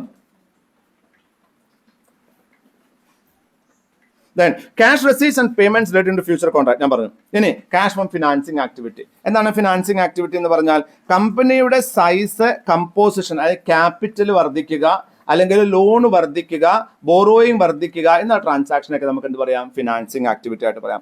അതായത് share capital, financing activities are result in changes in the size and composition of owners capital including preference share capital in the case of company and borrowings of enterprise. Capital വർദ്ധിക്കുന്നതോ അല്ലെങ്കിൽ അവരിൽ borrowings വർദ്ധിക്കുന്നതോ ആയിട്ടുള്ള എല്ലാ കുറയുന്നതോ ആയിട്ടുള്ള എല്ലാ ട്രാൻസാക്ഷനും എന്താണ്, financing activity ആണ്. കൂടാൻ കുറയാം കേട്ടോ. നമ്മളൊരു ക്യാപിറ്റൽ, പ്രിഫറൻസ് ക്യാപിറ്റൽ തിരിച്ചു കൊടുത്തു എന്ന് പറയാൻ എന്താണ്, ഔട്ട്ഫ്ലോ ഓഫ് ക്യാഷ് ആണ്. ഒരു ഡിബഞ്ചർ തിരിച്ചു കൊടുത്തു പറയാൻ എന്താണ്, ഔട്ട്ഫ്ലോ ഓഫ് ക്യാഷ് ആണ്. പുതിയ ഡിബഞ്ചർ ഇഷ്യൂ ചെയ്ത് പറഞ്ഞാൽ എന്താണ്, ഇൻഫ്ലോ ഓഫ് ക്യാഷ് ആണ്. Cash proceed from issue of shares and other similar instruments. അതൊരു എക്സാമ്പിൾ ആണ്. ഷെയറോ അല്ലെങ്കിൽ ഇൻസ്ട്രുമെന്റ് ഇഷ്യൂ ചെയ്യുന്നു, ഡിബഞ്ചർ, ലോൺ നോട്ട്, ബോണ്ട് അങ്ങനത്തെ സാധനങ്ങളൊക്കെ ഇഷ്യൂ ചെയ്യുകയാണെങ്കിൽ അത് ഫിനാൻസിങ് ആക്ടിവിറ്റി ആണ്. ദെൻ ബോറോഡ് പൈസ തിരിച്ചു കൊടുക്കുകയാണെങ്കിൽ അത് എന്താണ്, ഫിനാൻസിങ് ആക്ടിവിറ്റി ആണ്, ഔട്ട്ഫ്ലോ ആണ്. ദെൻ പ്രിഫറൻസ് ഷെയർ റെഡീം ചെയ്യുകയാണെങ്കിൽ ഔട്ട്ഫ്ലോ ഓഫ് ക്യാഷ് ആണ്, അതെന്താണ്, ഫിനാൻസിങ് ആക്ടിവിറ്റി ആണ്. ഡിവിഡൻഡ് കൊടുക്കുകയാണെങ്കിലും എന്താണ്, ഡിവിഡൻഡിനെ ഓപ്പറേറ്റിംഗ് ആക്ടിവിറ്റി എഴുതരുത്. ഈ ഡിവിഡൻഡ് പലപ്പോഴും നമ്മൾ എവിടെ എഴുതുക, പ്രോഫിറ്റ് ലോസ് ഒക്കെ അപ്രോപ്രിയേഷൻ അക്കൗണ്ടിലാണ് എഴുതുക, പ്രോഫിറ്റ് ലോസ് അക്കൗണ്ടിലാണ് എഴുതുക. ഡിവിഡൻഡ് എന്താണ്, ഒരു ഫിനാൻസിങ് ആക്ടിവിറ്റിയാണ്. ഫിനാൻസിങ് ആക്ടിവിറ്റി, അതായത് ഷെയർ വാങ്ങിയത് കൊണ്ടല്ലേ അതിന്റെ പൈസ കൊടുക്കേണ്ടി വന്ന്. അങ്ങനെയാണെങ്കിൽ ഡിബഞ്ചറിന്റെ ഇൻട്രസ്റ്റോ? ഉത്തരം നിങ്ങൾ പറയണം, ഞാൻ പറയില്ല. അതിന്റെ എക്സ്പ്ലനേഷൻ ഒക്കെ ഞാൻ എന്നോ പറഞ്ഞു തന്നിട്ടുണ്ട്. അതായത് ഡിവിഡൻഡ് ഫിനാൻസിങ് ആക്ടിവിറ്റിയുടെ എക്സ്പെൻസ് ആയിട്ട് എഴുതണം. എന്നാൽ ഡിബഞ്ചറിന്റെ ഇൻട്രസ്റ്റ്, ബോണ്ടിന്റെ ഇൻട്രസ്റ്റ്, ഇതൊക്കെ എന്ത് ആക്ടിവിറ്റിയാണ്, ഇൻവെസ്റ്റ്മെന്റ് ആക്ടിവിറ്റി. വളരെ ക്ലിയർ ആയിട്ട് ആഴ്ച പറഞ്ഞു ഓർക്കുന്നുണ്ടെന്ന് അറിയാം. റവന്യൂ എക്സ്പെൻസസ് ആണ്. It can be deducted from the profit loss account. നമ്മൾ ഏത് ചാപ്റ്ററിൽ പഠിച്ചത്? തൊട്ടുമ്പത്തെ ചാപ്റ്ററിൽ പഠിച്ചു, റേഷ്യോ അനാലിസിസ് ഒക്കെ ചെയ്യുന്ന തൊട്ടുമ്പത്തെ ചാപ്റ്ററിൽ പഠിച്ചാണ്. അതായത് ഇൻട്രസ്റ്റുകൾ നമുക്ക് എന്ത് ചെയ്യാം, പ്രോഫിറ്റ് ആൻഡ് ലോസ് അക്കൗണ്ടിലെ നെറ്റ് പ്രോഫിറ്റ് കാണിക്കുന്ന സമയത്ത് അത് റവന്യൂ ലോസ് എക്സ്പെൻസസ് ആയിട്ട് എഴുതി തള്ളുക ചെയ്യുക. ഡിവിഡൻഡ് അങ്ങനെയല്ല. ഡിവിഡൻഡ് നമ്മൾ ടാക്സ് കൊടുത്തതിന് ശേഷമുള്ള ക്യാപിറ്റലാണ് ആർക്ക് കൊടുക്കുന്നത്? ഷെയർ ഹോൾഡർ കൊടുക്കുന്നത്. ഒരു ഡിഡക്റ്റബിൾ എക്സ്പെൻസ് അല്ല, അത് കമ്പനിയുടെ ഓപ്പറേറ്റിംഗ് ആക്ടിവിറ്റിയിലെ ചിലവല്ല. എന്നാൽ ഡിബഞ്ചർ ആവട്ടെ, ബോണ്ട് ആവട്ടെ, അതിൻ്റെ ഇൻട്രസ്റ്റ് നിങ്ങളുടെ പ്രോഫിറ്റ് കണക്കാക്കുന്ന സമയത്ത് profit before interest and tax എന്നാ പറഞ്ഞത്. Profit before interest tax dividend എന്ന് പറഞ്ഞോ? ഇല്ല. ഈ ഇൻട്രസ്റ്റും ടാക്സും കൊടുത്തിട്ടാണ് നമ്മൾ എന്ത് ചെയ്യുക, ഡിസ്ട്രിബ്യൂട്ടബിൾ സർപ്ലസ് കണ്ടെത്തുക. അതിനാണ് ഡിവിഡൻഡ് കൊടുക്കുന്നത് കേട്ടോ. അപ്പൊ dividend is not an appropriation of expenses. ഇതെന്താണ്? ഇൻട്രസ്റ്റ് ഒരു എക്സ്പെൻസ് ആണ്. അതുകൊണ്ട് ഇൻട്രസ്റ്റ് ഇവിടെ വരരുത്. ഇനി ഞാൻ പറഞ്ഞു ക്യാപിറ്റൽ ബോറോയിങ് ഇവിടെ വന്നത് കൊണ്ട് രാജു സാർ പറയാൻ മറന്നതായിരിക്കും ഇവിടെ ഇൻട്രസ്റ്റ് എന്ന് വിചാരിക്കേണ്ട, പറയാൻ മറന്നതല്ല, അത് ഉറപ്പായിട്ടും അങ്ങനെയാണ്. ഡിവിഡൻഡ് മാത്രമാണ് ഫിനാൻസിങ് ആക്ടിവിറ്റി എക്സ്പെൻസസ്. അത് നോൺ ഡിഡക്റ്റബിൾ എക്സ്പെൻസ് ആണ്. നിങ്ങളുടെ പ്രോഫിറ്റ് കണക്കാക്കുന്ന സമയത്ത് കമ്പനിക്ക് എക്സ്പെൻസ് ആയിട്ട് ഡിഡക്ട് ചെയ്യാൻ പറ്റില്ല. ആ എക്സ്പെൻസ് ആയിട്ട് ഡിഡക്ട് ചെയ്യാൻ, പ്രോഫിറ്റ് ലോസ് ഡിഡക്ട് ചെയ്യാൻ പറ്റുന്നത് ഇൻട്രസ്റ്റുകളാണ്. അപ്പോൾ ഇൻട്രസ്റ്റ് ഒക്കെ എന്താണ്? ഓപ്പറേറ്റിംഗ് ആക്ടിവിറ്റിയാണ്. ഡിവിഡൻഡ് നിങ്ങളുടെ ഫിനാൻസിങ് ആക്ടിവിറ്റിയാണ്. ഇനി treatment of some particular item. ചില പെർട്ടിക്കുലർ ഐറ്റത്തിന്റെ ട്രീറ്റ്മെന്റ് ആണ്, ചില ഐറ്റത്തിന്റെ മാത്രം. കാരണം ബാക്കിയുള്ളതൊക്കെ നിങ്ങൾക്ക് കണ്ടാൽ മനസ്സിലാവും. പക്ഷെ ചില ട്രാൻസാക്ഷൻസ് ഉണ്ട്, അത് കണ്ടാൽ നമുക്ക് കൺഫ്യൂഷൻ വന്നേക്കാം. ഒന്ന്, ഫോറിൻ കറൻസി ക്യാഷ് ഫ്ലോ ഉണ്ട്. ഫോറിൻ കറൻസി ഇപ്പൊ ഇൻഫോസിസ് എടുക്കുക. ഇൻഫോസിസിന് ഡോളറിൽ ഒരു $50,000 വരുമാനം വന്നിട്ടുണ്ട്. സാർ, അത് വിറ്റ ദിവസത്തെ റേറ്റ് ആണോ എടുക്കേണ്ടത്, കിട്ടിയ ദിവസത്തെ റേറ്റ് ആണോ എടുക്കേണ്ടത്, എൻ്റെ അക്കൗണ്ടിൽ ക്രെഡിറ്റ് ചെയ്ത ഡേറ്റ് ആണോ എടുക്കേണ്ടത്, അത് ഫിനാൻഷ്യൽ സ്റ്റേറ്റ്മെന്റ് എഴുതിയ ദിവസത്തെ റേറ്റ് ആണോ എടുക്കേണ്ടത്? ഇപ്പൊ ഡോളറും ഇന്ത്യൻ റുപ്പിയും തമ്മിലുള്ള റേറ്റ് 4 ദിവസം 4 തരം ആവില്ലേ? വിറ്റ ദിവസം 86 റുപ്യായിരുന്നു സാധനം വിറ്റ ദിവസം. ഇൻവോയ്സ് അടിച്ചു കൊടുത്ത ദിവസം നമ്മളുടെ 86 റുപ്യ 10 പൈസയായിരുന്നു. ആ പേയ്മെന്റ് കിട്ടേണ്ട ദിവസം 87 റുപ്യ 40 പൈസയായിരുന്നു. പേയ്മെന്റ് കിട്ടിയ ദിവസം 87 റുപ്യ 50 പൈസയായിരുന്നു. ഫിനാൻഷ്യൽ അവസാനം അക്കൗണ്ട് എഴുതുന്ന സമയത്ത് അത് 89 രൂപയാണ്. ഏതാ എഴുതണ്ടേ? അറിയണ്ടേ നമുക്കിത്? ഇവിടെയൊക്കെ പ്രശ്നങ്ങളുണ്ട്. ഇവിടെയൊക്കെ നമുക്ക് പറഞ്ഞു പോകുമ്പോൾ വളരെ ഈസി ആയിട്ട് പറയാം, അതാ അന്നത്തെ ഫോറിൻ എന്നത്തെ. ഇതാ ചോദ്യം. അന്നത്തെ കൺവേർഷൻ റേറ്റ് എഴുതിയാൽ മതി. എന്നത്തെ ഈ ക്വസ്റ്റ്യൻ നമുക്ക് ആൻസർ ചെയ്യാൻ നമുക്ക് ഇത് മനസ്സിലാവണം. കാരണം ഇങ്ങനത്തെ ക്വസ്റ്റ്യൻസ് വരുമ്പോൾ എക്സ്പ്ലനേഷൻ വന്നിട്ടുണ്ടാവും. ഫോറിൻ കറൻസി ക്യാഷ് ഫ്ലോ വന്നിട്ടുണ്ടെങ്കിൽ എന്താ ചെയ്യേണ്ടത്? C, it should be recorded in an enterprise reporting currency by applying to the foreign currency amount of exchange rate between the reporting currency and foreign currency date at the date of cash flow. എന്നാണോ അത് cash ആയിട്ട് നമുക്ക് വന്നത് ആ ദിവസത്തെ foreign exchange rate ആണ്. Bill അടിച്ച ദിവസമല്ല, സാധനം കൊടുത്ത ദിവസമല്ല, പണം കിട്ടേണ്ട ദിവസമല്ല, പണം കിട്ടിയ ദിവസം. ആ ക്യാഷ് ഫ്ലോ വരുന്ന ദിവസം റിപ്പോർട്ടിംഗ് കറൻസി പറഞ്ഞ എന്താ അർത്ഥം? നിങ്ങൾ ഏത് കറൻസിയിലാണോ നിങ്ങളുടെ ഫിനാൻഷ്യൽ സ്റ്റേറ്റ്മെന്റ് ഇന്ത്യൻ കമ്പനി ഏതാണ്ടാവുക? Indian rupee. അതാണ് നിങ്ങളുടെ റിപ്പോർട്ടിംഗ് കറൻസി. ആ റിപ്പോർട്ടിംഗ് കറൻസിയിലേക്ക് നിങ്ങൾ എന്ത് ചെയ്യണം? ഡോളറിനെ കൺവേർട്ട് ചെയ്യണം. ഏത് ദിവസം? The date of cash flow. ഒരു സംശയമില്ല. ഇപ്പോ ക്ലിയർ ആയി? then a rate that approximate actual rate may be used if the result is substantially same as would arise if the rates of the date of cash flow were used. ഇനി നിങ്ങൾക്ക് ആ particular ഡേറ്റിലെ cash flow കിട്ടുന്നില്ല എന്ന് കരുതുക, അല്ലെങ്കിൽ foreign exchange rate അറിയില്ല, കിട്ടുന്നില്ല എന്ന് കരുതുക. അങ്ങനെയാണെങ്കിൽ അതിനോട് നിയർ വരുന്ന ഒരു റേറ്റ് നിങ്ങൾക്ക് ഉപയോഗിക്കാം. ഉദാഹരണം, 10-ാം തീയതിയിലത്തെയും 12-ാം തീയതിയിലത്തെയും റേറ്റ് എൻ്റെ കയ്യിലുണ്ട്, 11-ാം തീയതി റേറ്റ് ഇല്ല. അങ്ങനെയാണെങ്കിൽ 10 + 12 ഡിവൈഡഡ് ബൈ 2 അടിച്ചിട്ട് ആവറേജ് റേറ്റ് അടിച്ചു കഴിഞ്ഞാൽ that is a good treatment. അങ്ങനെ ചെയ്യാവുന്നതാണ്. ഇതൊന്നും പ്രോബ്ലത്തിൽ വരില്ല, അണ്ടർസ്റ്റാൻഡിങ്ങിന് വേണ്ടിയിട്ടാണ്. Then unrealised gains and losses arise from changes in foreign exchange rates are not cash flow. ഇനി ഇങ്ങനെ പറയുകയാണ്, നിങ്ങൾക്കൊരു $10,000 കിട്ടാനുണ്ട്. അത് നമ്മൾ സാധനങ്ങൾ വിറ്റ സമയത്ത് 86 റുപ്യ 10 പൈസയായിരുന്നു. ഇപ്പോൾ അതിന്റെ വില 87 രൂപയാണ്. എന്നൊരു എൻട്രി കണ്ടു. അവിടെ ക്യാഷ് ഫ്ലോ ഉണ്ടോ? ഒറ്റ ചോദ്യം ചോദിക്കും നിങ്ങൾ അതിനോട്. ആ എൻട്രിയോട് ഒറ്റ ചോദ്യം, മുഖത്തൊക്കെ കാശ് വന്നിട്ടുണ്ടോ? കാശ് വന്നിട്ടുണ്ടോ? സാറിനെ പറയൂ, 86 റുപ്യ 10 പൈസക്ക് ഞാനൊരു സാധനം വിറ്റു, ഒരു ഡോളറിന് 86 10 പൈസ വെച്ചിട്ട്. ഞാൻ കണക്കെഴുതുന്ന ദിവസം അതിന്റെ ഡോളറിന്റെ വില 87 രൂപയാണ്. ക്യാഷ് ഫ്ലോ സ്റ്റേറ്റ്മെന്റിൽ എന്തെങ്കിലും ഇമ്പാക്ട് ഉണ്ടോ? ഇല്ല. എന്തുകൊണ്ടാ? നിങ്ങൾ വെറുതെ നോക്കരുത്. അക്യൂമുലേറ്റഡ് പ്രോഫിറ്റ് നോക്കരുത്, അല്ലെങ്കിൽ നോഷണൽ പ്രോഫിറ്റ് നോക്കരുത്. റിയൽ ക്യാഷ് വന്നിട്ടുണ്ടോ? എപ്പോഴാ കാശ് വരിക? ആ പൈസ കിട്ടിയാലല്ലേ. ഡേറ്റ് ഓഫ് ക്യാഷ് ഫ്ലോ അല്ലേ. So cash off not received. So no treatment. ഹവർ ഇവിടേക്കാണ് നിങ്ങളെ കൊണ്ട് കാശ് വന്നു എന്ന് തോന്നിപ്പിക്കുന്നത് പോലത്തെ വാക്കുകളൊക്കെ അവർ ഉപയോഗിക്കും.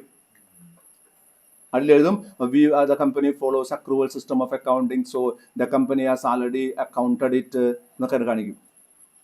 അപ്പൊ നമുക്കിത് ടോട്ടലായിട്ട് വായിക്കുമ്പോൾ നമുക്കൊരു കൺഫ്യൂഷൻ വരും. അപ്പോൾ ഒറ്റ ചോദ്യം നേരാണ് കസ്റ്റമർ ചോദിക്കാം, പണം വന്നിട്ടുണ്ടാവും. പണം വന്നിട്ടില്ല എങ്കിൽ, കാശായിട്ട് നമുക്ക് വന്നിട്ടില്ല എന്നുണ്ടെങ്കിൽ അതെന്തല്ല, ക്യാഷ് ഫ്ലോ അല്ല. അത്രയേ ഉള്ളൂ. അനാവശ്യ അസംഷൻസ് ഒന്നും എടുക്കരുത്. ഒറ്റ ചോദ്യം ദയവാ ചോദിക്കേണ്ടത്, did you receive the money? No, finished. അത് ക്യാഷ് ഫ്ലോ അല്ല. Did you paid it? നിങ്ങൾക്കെതിരെ കേസ് വരും, നിങ്ങൾക്കെതിരെ ലിറ്റിഗേഷൻസ് വരും, ഈ പേയ്മെന്റ് കൊടുക്കേണ്ടതാണ്. ക്യാഷ് ഔട്ട് ഫ്ലോ അല്ല. പേയ്മെന്റ് കൊടുത്താലേ ക്യാഷ് ഔട്ട് ഫ്ലോ വരുള്ളൂ. മനസ്സിലുണ്ടോ? കോടതി നിങ്ങൾക്കെതിരെ 50,000 രൂപ പെനാൽറ്റി ഡിസൈഡ് ചെയ്തിട്ടുണ്ട്, ഓർഡർ ഇഷ്യൂ ചെയ്തിട്ടുണ്ട്, 15-ാം തീയതി കാശ് കൊടുക്കണം. ക്യാഷ് ഔട്ട് ഫ്ലോ ആണോ? ഇല്ല, കാശ് കൊടുത്താലേ പോകുള്ളൂ. മനസ്സിലാവണ്ടോ ഞാൻ പറഞ്ഞത്? അതായത് when you have been asked with a question with little confusion, the only question you should ask to that particular question is, did really the money has gone or came in? That's all, finished. അതിന് answer yes, no, അതാണ് നിങ്ങളുടെ treatment.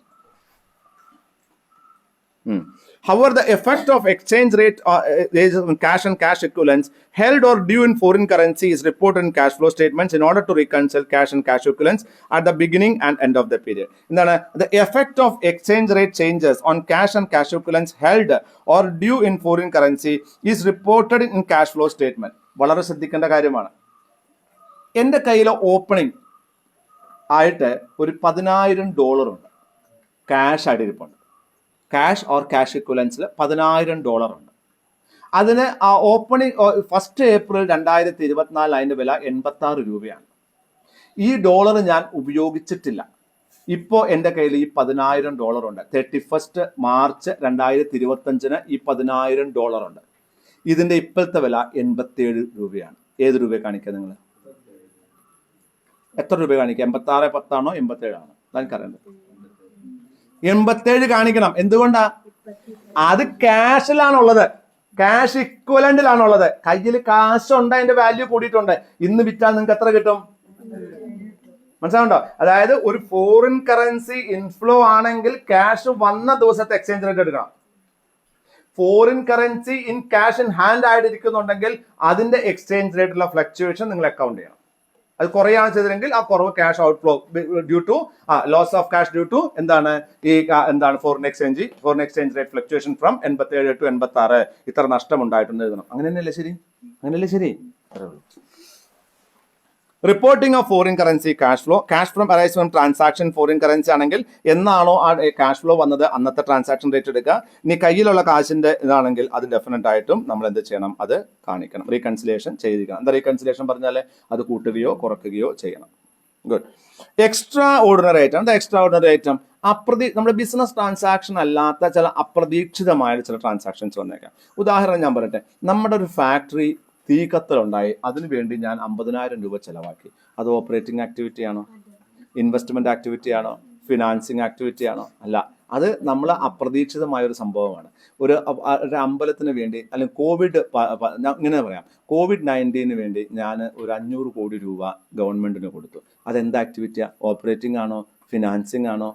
ഇതൊരു extra ordinary item ആണ്. അപ്പോൾ ഇത് മൂന്നുമല്ലാതെ വരുന്ന ട്രാൻസാക്ഷൻസിനെ അത് extra ordinary ആണെന്നുണ്ടെങ്കിൽ എങ്ങനെ ട്രീറ്റ് ചെയ്യാം? Extraordinary items that are not the regular phenomenon. അത് റെഗുലർ അല്ല. മോഷണം ഉണ്ടാകുന്നു, എർത്ത് ക്വേക്ക് ഉണ്ടാകുന്നു, ഫ്ലഡ് ഉണ്ടാകുന്നു, അങ്ങനത്തെ കാര്യത്തിലൊക്കെ ആണെങ്കിൽ നമ്മൾ എന്ത് ചെയ്യും? അതിനെ എക്സ്ട്രാ ഓർഡിനറി ഐറ്റമായിട്ട് തന്നെ മൂന്ന് ഓപ്പറേറ്റിങ്ങും ഇൻവെസ്റ്റ്മെന്റും ഫിനാൻസും കഴിഞ്ഞിട്ട് നമ്മൾ കാണിക്കണം. സെപ്പറേറ്റ് ആയിട്ട് കാണിച്ചിട്ട് അത് എഴുതണം. അപ്പോൾ ബ്രാക്കറ്റിൽ അവിടെ എഴുതണം എന്താണ് ഈ എക്സ്ട്രാ ഓർഡിനറി ഐറ്റം, എന്തുകൊണ്ടാണ് സംഭവിച്ചതെന്ന് എഴുതണം. Interest and dividend. According to AS3, the treatment of interest and dividend received and paid depends upon the nature of interest. അത് പറഞ്ഞില്ലേ, അത് ഒരു കമ്പനി ഏത് തരം ബിസിനസ് ആണോ ചെയ്യുന്നത് അതനുസരിച്ചിട്ടാണ് ഇൻട്രസ്റ്റും ഡിവിഡൻഡും ട്രീറ്റ് ചെയ്യേണ്ടത്. So in case of financial enterprise, ഒരു നോൺ ബാങ്കിങ് ഫിനാൻസ് കമ്പനിയോ അല്ലെങ്കിൽ ഒരു ഫിനാൻസ് കമ്പനി ആണെന്നുണ്ടെങ്കിൽ, cash flows arising from interest paid, interest received and dividend received should be classified as cash flows from operating activities. ഏത് കമ്പനിയാണോ ഒരു financial enterprise investment activity ചെയ്യുന്ന company ആണെങ്കിൽ ഇൻട്രസ്റ്റും ഡിവിഡൻറ്റും ഒക്കെ എന്താണ് ക്യാഷ് ഇൻഫ്ലോ ആണ്, കാരണം അവർ ഓപ്പറേറ്റിംഗ് ആക്ടിവിറ്റിയിലാണ് വരുന്നത്. ശരിക്കും ഡിവിഡൻറ്റ് കൊടുത്തത് എന്തായിട്ട് കണക്കാക്കുള്ളൂ? ഇൻട്രസ്റ്റ് ആണെങ്കിൽ നമുക്ക് തിരിച്ചു വരുന്നത് നമുക്ക് എന്താ ഡിവിഡൻറ്റ് പെയ്ഡ് ഒരു ഫിനാൻസിങ് ആക്ടിവിറ്റിയാണ്. ഞാൻ പറഞ്ഞത് ശ്രദ്ധിച്ചിട്ടില്ലെങ്കിൽ ഒന്നുകൂടി ശ്രദ്ധിക്കാൻ വേണ്ടി പറയുകയാണ്. Dividend received, interest paid operating ആക്ടിവിറ്റിയാണ്. ഡിവിഡൻറ്റ് പെയ്ഡ് ഫിനാൻസിങ് ആക്ടിവിറ്റിയാണ്. I want you to understand the difference. Dividend received ഒരു ഫിനാൻഷ്യൽ എന്റർപ്രൈസ് ആണെങ്കിൽ dividend received, interest paid and received operating ആക്ടിവിറ്റിയാണ്. ഡിവിഡൻറ്റ് പെയ്ഡ് ഫിനാൻസിങ് ആക്ടിവിറ്റിയാണ്. തെറ്റിക്കരുത്, ഇവിടെ നിങ്ങൾ തെറ്റിക്കും. അതുകൊണ്ടാണ് ഞാൻ ഇങ്ങനെ ഉറപ്പിച്ച് പറയണേ. ഇൻട്രസ്റ്റ് റിസീവ്ഡും ഇൻട്രസ്റ്റ് പെയ്ഡും ഓപ്പറേറ്റിംഗ് ആക്ടിവിറ്റി, സംശയമൊന്നുമില്ല. എന്താണ്? അവർ ബിസിനസ്സുമായി ബന്ധപ്പെട്ട ചെലവാണ്. ഡിവിഡൻഡ് റിസീവ്ഡ് ഇൻവെസ്റ്റ്മെന്റ് കമ്പനി ആണെങ്കിൽ അവർ ഇൻവെസ്റ്റ് ചെയ്ത ഷെയറിൽ നിന്ന് കിട്ടുന്ന വരുമാനമാണ്, അത് ഓപ്പറേറ്റിംഗ് ആക്ടിവിറ്റിയാണ്. എന്നാൽ അവർക്ക് തന്ന ക്യാപിറ്റലിന് മുകളിൽ അവർ ഡിവിഡൻഡ് കൊടുക്കുന്നത് ഇൻവെസ്റ്റ്മെന്റ് ആക്ടിവിറ്റി അല്ല. അവരുടെ ക്യാപിറ്റലിന് മുകളിൽ അവർ ഡിവിഡൻഡ് കൊടുക്കുന്നത് അവർക്ക് എന്താണ്? ഫിനാൻസിങ് ആക്ടിവിറ്റിയാണ്. ക്ലിയർ ആണ്? അത് എഴുതി വെച്ച് ഓർത്തിരുന്നോളണം. ഇത് മാർക്ക് ചെയ്ത് വെച്ചേക്കണം. ഇപ്പൊ പറയുമ്പോൾ ഓർമ്മയുണ്ടാവും. ചിലപ്പോൾ അതേ ആ ഒരു സ്ഥലത്തായിരിക്കും നിങ്ങൾ എന്താ ചെയ്യുക, ആ ഓഡിയോ ഒന്നാൾ മുമ്പിലേക്ക് നീക്കുക. അതോടുകൂടി അതാണ് പോയി കിട്ടും. In the case of other enterprises, ഇനി ഫിനാൻഷ്യൽ എന്റർപ്രൈസ് അല്ല എന്ന് കൂട്ടുക. Cash flow from interest arising from interest paid should be classified as cash flows from financing activity. ഇനി ഫിനാൻസിങ് കമ്പനിയെ അല്ല എന്ന് കൂട്ടാം. അങ്ങനെയാണെങ്കിൽ നമുക്ക് എന്ത് ചെയ്യാം? ക്യാഷ് ഫ്ലോ അറൈസിംഗ് ഫ്രം ഇൻട്രസ്റ്റിന്റെ ക്യാഷ് ഫ്ലോ ആണെന്നുണ്ടെങ്കിൽ അത് നമ്മൾ ഫിനാൻസിങ് ആക്ടിവിറ്റി ആയിരിക്കും. Then cash flow arising from interest and dividend receive should be classified as A cash flow from investment activities. Dividend paid should be classified as cash flow from financing activity. അത് താഴത്തുണ്ട്, ഒന്നും കൂടി പറയുന്നു. Financial enterprise, non financial enterprise ആണെങ്കിൽ interest paid എന്താണ്? Financing ആക്ടിവിറ്റിയാണ്. എന്താണ്? അവർക്ക് വന്ന ബോണ്ട് ഡിബഞ്ചറിന് വന്ന പൈസ ആയതുകൊണ്ട് അത് ഫിനാൻസിങ് ആക്ടിവിറ്റിയാണ്. ദെൻ ഇൻട്രസ്റ്റ് റിസീവ്ഡ് ഇൻവെസ്റ്റ്മെന്റ് ആക്ടിവിറ്റിയാണ്. ദെൻ ഡിവിഡൻഡ് പെയ്ഡ് ഫിനാൻസിങ് ആക്ടിവിറ്റിയാണ്. ഡിവിഡൻഡ് റിസീവ്ഡ് ഇൻവെസ്റ്റിംഗ് ആക്ടിവിറ്റിയാണ്. ദെൻ ഇൻട്രസ്റ്റ് ഫിനാൻഷ്യൽ എന്റർപ്രൈസ് ആണെങ്കിൽ ഇൻട്രസ്റ്റ് പെയ്ഡ് ഓപ്പറേറ്റിംഗ് ആക്ടിവിറ്റിയാണ്. ഇൻട്രസ്റ്റ് റിസീവ്ഡ് ഓപ്പറേറ്റിംഗ് ആക്ടിവിറ്റിയാണ്. ഡിവിഡൻഡ് പെയ്ഡ് ഫിനാൻസിങ് ആക്ടിവിറ്റിയാണ്. ഡിവിഡൻഡ് റിസീവ്ഡ് ഓപ്പറേറ്റിംഗ് ആക്ടിവിറ്റിയാണ്. Taxes on income and gains. നമുക്ക് വരുമാനം ഉണ്ടായിട്ടുണ്ട്, അല്ലെങ്കിൽ ഗെയിൻ. എന്താണ് വരുമാനവും ഗെയിനും വ്യത്യാസം എന്താണ്? ഗെയിൻ എന്ന് പറഞ്ഞാൽ അപ്രീസിയേഷൻ, ഇൻകം എന്ന് പറഞ്ഞാൽ വരുമാനം, കാശായിട്ട് കിട്ടിയത്, അല്ലെ? അപ്പൊ ഒരു അസറ്റിന്റെ വില കൂടുക എന്ന് പറയുന്നത് ഇൻകം അല്ല, അത് ഗെയിൻ ആണ്. ഒരു സാധനം വിറ്റ് കിട്ടുന്ന ലാഭത്തിനാണ് നമ്മൾ എന്താ പറയുക? റവന്യൂ, പ്രോഫിറ്റ് എന്ന് പറയുന്നത്. അപ്പൊ അസറ്റിൽ ഉണ്ടാകുന്ന ഇൻക്രീസുകളൊക്കെ എന്തായിരിക്കും? ഗെയിൻ ആയിരിക്കും. ആ റവന്യൂവിൽ ഉണ്ടാകുന്ന ഇൻക്രീസുകളൊക്കെ നമ്മൾ ഇൻകം ആയിട്ടാണ് കാണുന്നത്. അതിലുണ്ടാകുന്ന ടാക്സിനെ എങ്ങനെ ട്രീറ്റ് ചെയ്യാം? Taxes may be income tax on normal profit or capital gain tax on capital profit. ഒരു സാധനം നമ്മൾ വരുമാനം ഉണ്ടാക്കുകയാണെങ്കിൽ അതിന് മുകളിൽ കൊടുക്കുന്ന ടാക്സ് ആണ് ഇൻകം ടാക്സ് എങ്കിൽ, ഒരു അസറ്റ് വാങ്ങി അതിന്റെ വില കൂടുന്ന സമയത്ത് ആ കൂടി കിട്ടിയ വിലയുടെ മുകളിൽ നമ്മൾ കൊടുക്കുന്ന ടാക്സിനെ നമ്മൾ എന്താ പറയുക? ക്യാപിറ്റൽ ഗെയിൻ ടാക്സ് എന്ന് പറയുന്നു. ദെൻ ഡിവിഡൻഡ് ടാക്സ് എന്തിനാണ്? ഡിവിഡൻഡ് എപ്പോഴാണോ ഷെയർ ഹോൾഡേഴ്സിനെ ഡിസ്ട്രിബ്യൂട്ട് ചെയ്യുന്നത് ആ സമയത്ത് നമ്മൾ കൊടുക്കുന്ന ടാക്സ് ആണ് ഡിവിഡൻഡ് ടാക്സ്. നിങ്ങളൊരു കാര്യം മനസ്സിലാക്കണം, ഡിവിഡൻഡ് ഡിസ്ട്രിബ്യൂഷൻ ടാക്സ് ഇല്ല. പക്ഷേ ഈ കൺസെപ്റ്റ് മനസ്സിലാക്കാതെ പോകരുത്. കാരണം നാളെ നമ്മുടെ ഗവൺമെന്റ് തീരുമാനിക്കുകയാണ് ഏത് കമ്പനിയാണോ ഡിവിഡൻഡ് കൊടുക്കുന്നത് ആ കമ്പനിയാണ് ആ ഡിവിഡൻഡ് മുകളിൽ ടാക്സ് കൊടുക്കേണ്ടത് എന്ന് പറഞ്ഞാൽ അത് കൊടുക്കേണ്ടി വരാം. കാരണം 2021 വരെ അങ്ങനെ ഒരു നിയമം ഉണ്ടായിരുന്നു ഇവിടെ. എന്തായിരുന്നു? ഈ ഡിവിഡൻഡ് ഡിക്ലെയർ ചെയ്യുന്ന സമയത്ത് പലർക്കും എന്താണ്, ഈ കമ്പനി ഡിവിഡൻഡ് കൊടുക്കുമ്പോൾ കിട്ടുന്ന ആൾക്കാർ പലരും ഇൻകം ടാക്സ് റിട്ടേൺ ഫയൽ ചെയ്യില്ല. അപ്പോൾ ഗവൺമെന്റ് ഒരു ഭയങ്കര നഷ്ടമാണ്. ഉദാഹരണം എക്സാമ്പിൾ പറയുകയാണെങ്കിൽ ഒരു 50,000 കോടി രൂപയോളം ഡിവിഡൻഡ് കൊടുത്തൊരു കമ്പനിയാണ് ITC. ഈ ഡിവിഡൻഡ് ഒക്കെ കിട്ടുന്നത് ആർക്കാണ്? മൈക്രോ ആയിട്ടുള്ള ഓരോരോ ആൾക്കാർക്കാണ് കിട്ടുന്നത്. അത് 500 രൂപ, ചിലപ്പോൾ 5,000 കിട്ടുന്നത്, 10,000 കിട്ടിയിട്ടുണ്ടാവും. ഇവരാരും ഇൻകം ടാക്സ് റിട്ടേൺ ഫയൽ ചെയ്യില്ല. ഇനി ഇവരുടെ പുറകെ പോയിട്ട് ഇൻകം ടാക്സ് റിട്ടേൺ ഫയൽ ചെയ്യാൻ പറയുന്നത് ഒരു ഗവൺമെന്റിന് പ്രാക്ടിക്കൽ അല്ല. അത് ഭയങ്കര ലോസ് ഉണ്ടാക്കുന്ന ഒരു ട്രാൻസാക്ഷനാണ്. അപ്പോൾ ഗവൺമെന്റ് എന്ത് ചെയ്യും? അതൊക്കെ വെറുതെ വിടും. അതുവഴി ഭയങ്കര ലോസ് ഉണ്ടാവും. അപ്പോൾ എന്ത് ചെയ്തു? 2016-17 കാലഘട്ടങ്ങളിൽ ഗവൺമെന്റ് എന്ത് ചെയ്തു? 115O എന്ന് പറയുന്ന സെക്ഷൻ കമ്പനിയിൽ കൊണ്ടുവന്നു. അത് പ്രകാരം എന്ത് ചെയ്തു? ഈ ഏത് കമ്പനിയാണോ ഡിവിഡൻഡ് കൊടുക്കുന്നത് ആ കമ്പനി എന്ത് ചെയ്യണം? ആ കൊടുക്കുന്ന ഡിവിഡൻഡ് എമൗണ്ടിന് ഇത്ര ശതമാനം ടാക്സ് കട്ട് ചെയ്തിട്ടേ കൊടുക്കാൻ പാടുള്ളൂ എന്ന് പറഞ്ഞു. പിന്നെ കിട്ടുന്ന ആൾക്ക് ടാക്സ് കൊടുക്കണ്ട, അതിനെ ഇൻകമായിട്ട് കാണിക്കണ്ട എന്ന് പറഞ്ഞു. ഇതിലെന്താ ഉണ്ടായേ?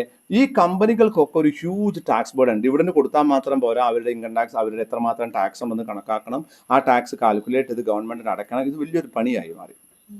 ഭയങ്കരമായിട്ട് ആൾക്കാർ ക്യാപിറ്റൽ മാർക്കറ്റ് എന്ന് വിഡ്രോ ചെയ്യാൻ തുടങ്ങി. കാരണം എന്താണ്, ഈ ഡിവിഡൻഡ് ഒന്നും ടാക്സ് കൊടുക്കാത്തത് അതും കൂടി ഒരു വരുമാനമായിട്ട് അവർ കണ്ടിരുന്നു. ഇപ്പോൾ ഇവർക്ക് കിട്ടുന്ന ഡിവിഡൻഡ് ഒക്കെ എന്താണ്, ടാക്സ് അടച്ചിട്ടാണ്. അങ്ങനെ എന്ത് ചെയ്തു, സ്റ്റോക്ക് മാർക്കറ്റിലേക്ക് ആൾക്കാർ വരലും നിന്നു. അത് ഭയങ്കര ഒരു ഔട്ട്ഫ്ലോ ഉണ്ടായി, ആൾക്കാർ ഇൻവെസ്റ്റ് ചെയ്യാണ്ടായി. അപ്പോൾ അത് പിന്നീട് പ്രശ്നമായി എന്ന് മനസ്സിലാക്കിയപ്പോൾ 2021 സെക്ഷൻ 115 റിമൂവ് ചെയ്തു. അതിനർത്ഥം കമ്പനികൾ ഡിവിഡൻഡിന് മുകളിൽ സെപ്പറേറ്റ് ടാക്സ് ഒന്നും കൊടുക്കുന്നില്ല. ഇൻകം ടാക്സ് അവർ കൊടുക്കും. പിന്നെ ഡിവിഡൻഡിന്റെ മുകളിൽ ടാക്സ് ആര് കൊടുക്കണം, റിസീവ് ചെയ്യുന്ന ആളാണ് കൊടുക്കേണ്ടതെന്നാക്കി.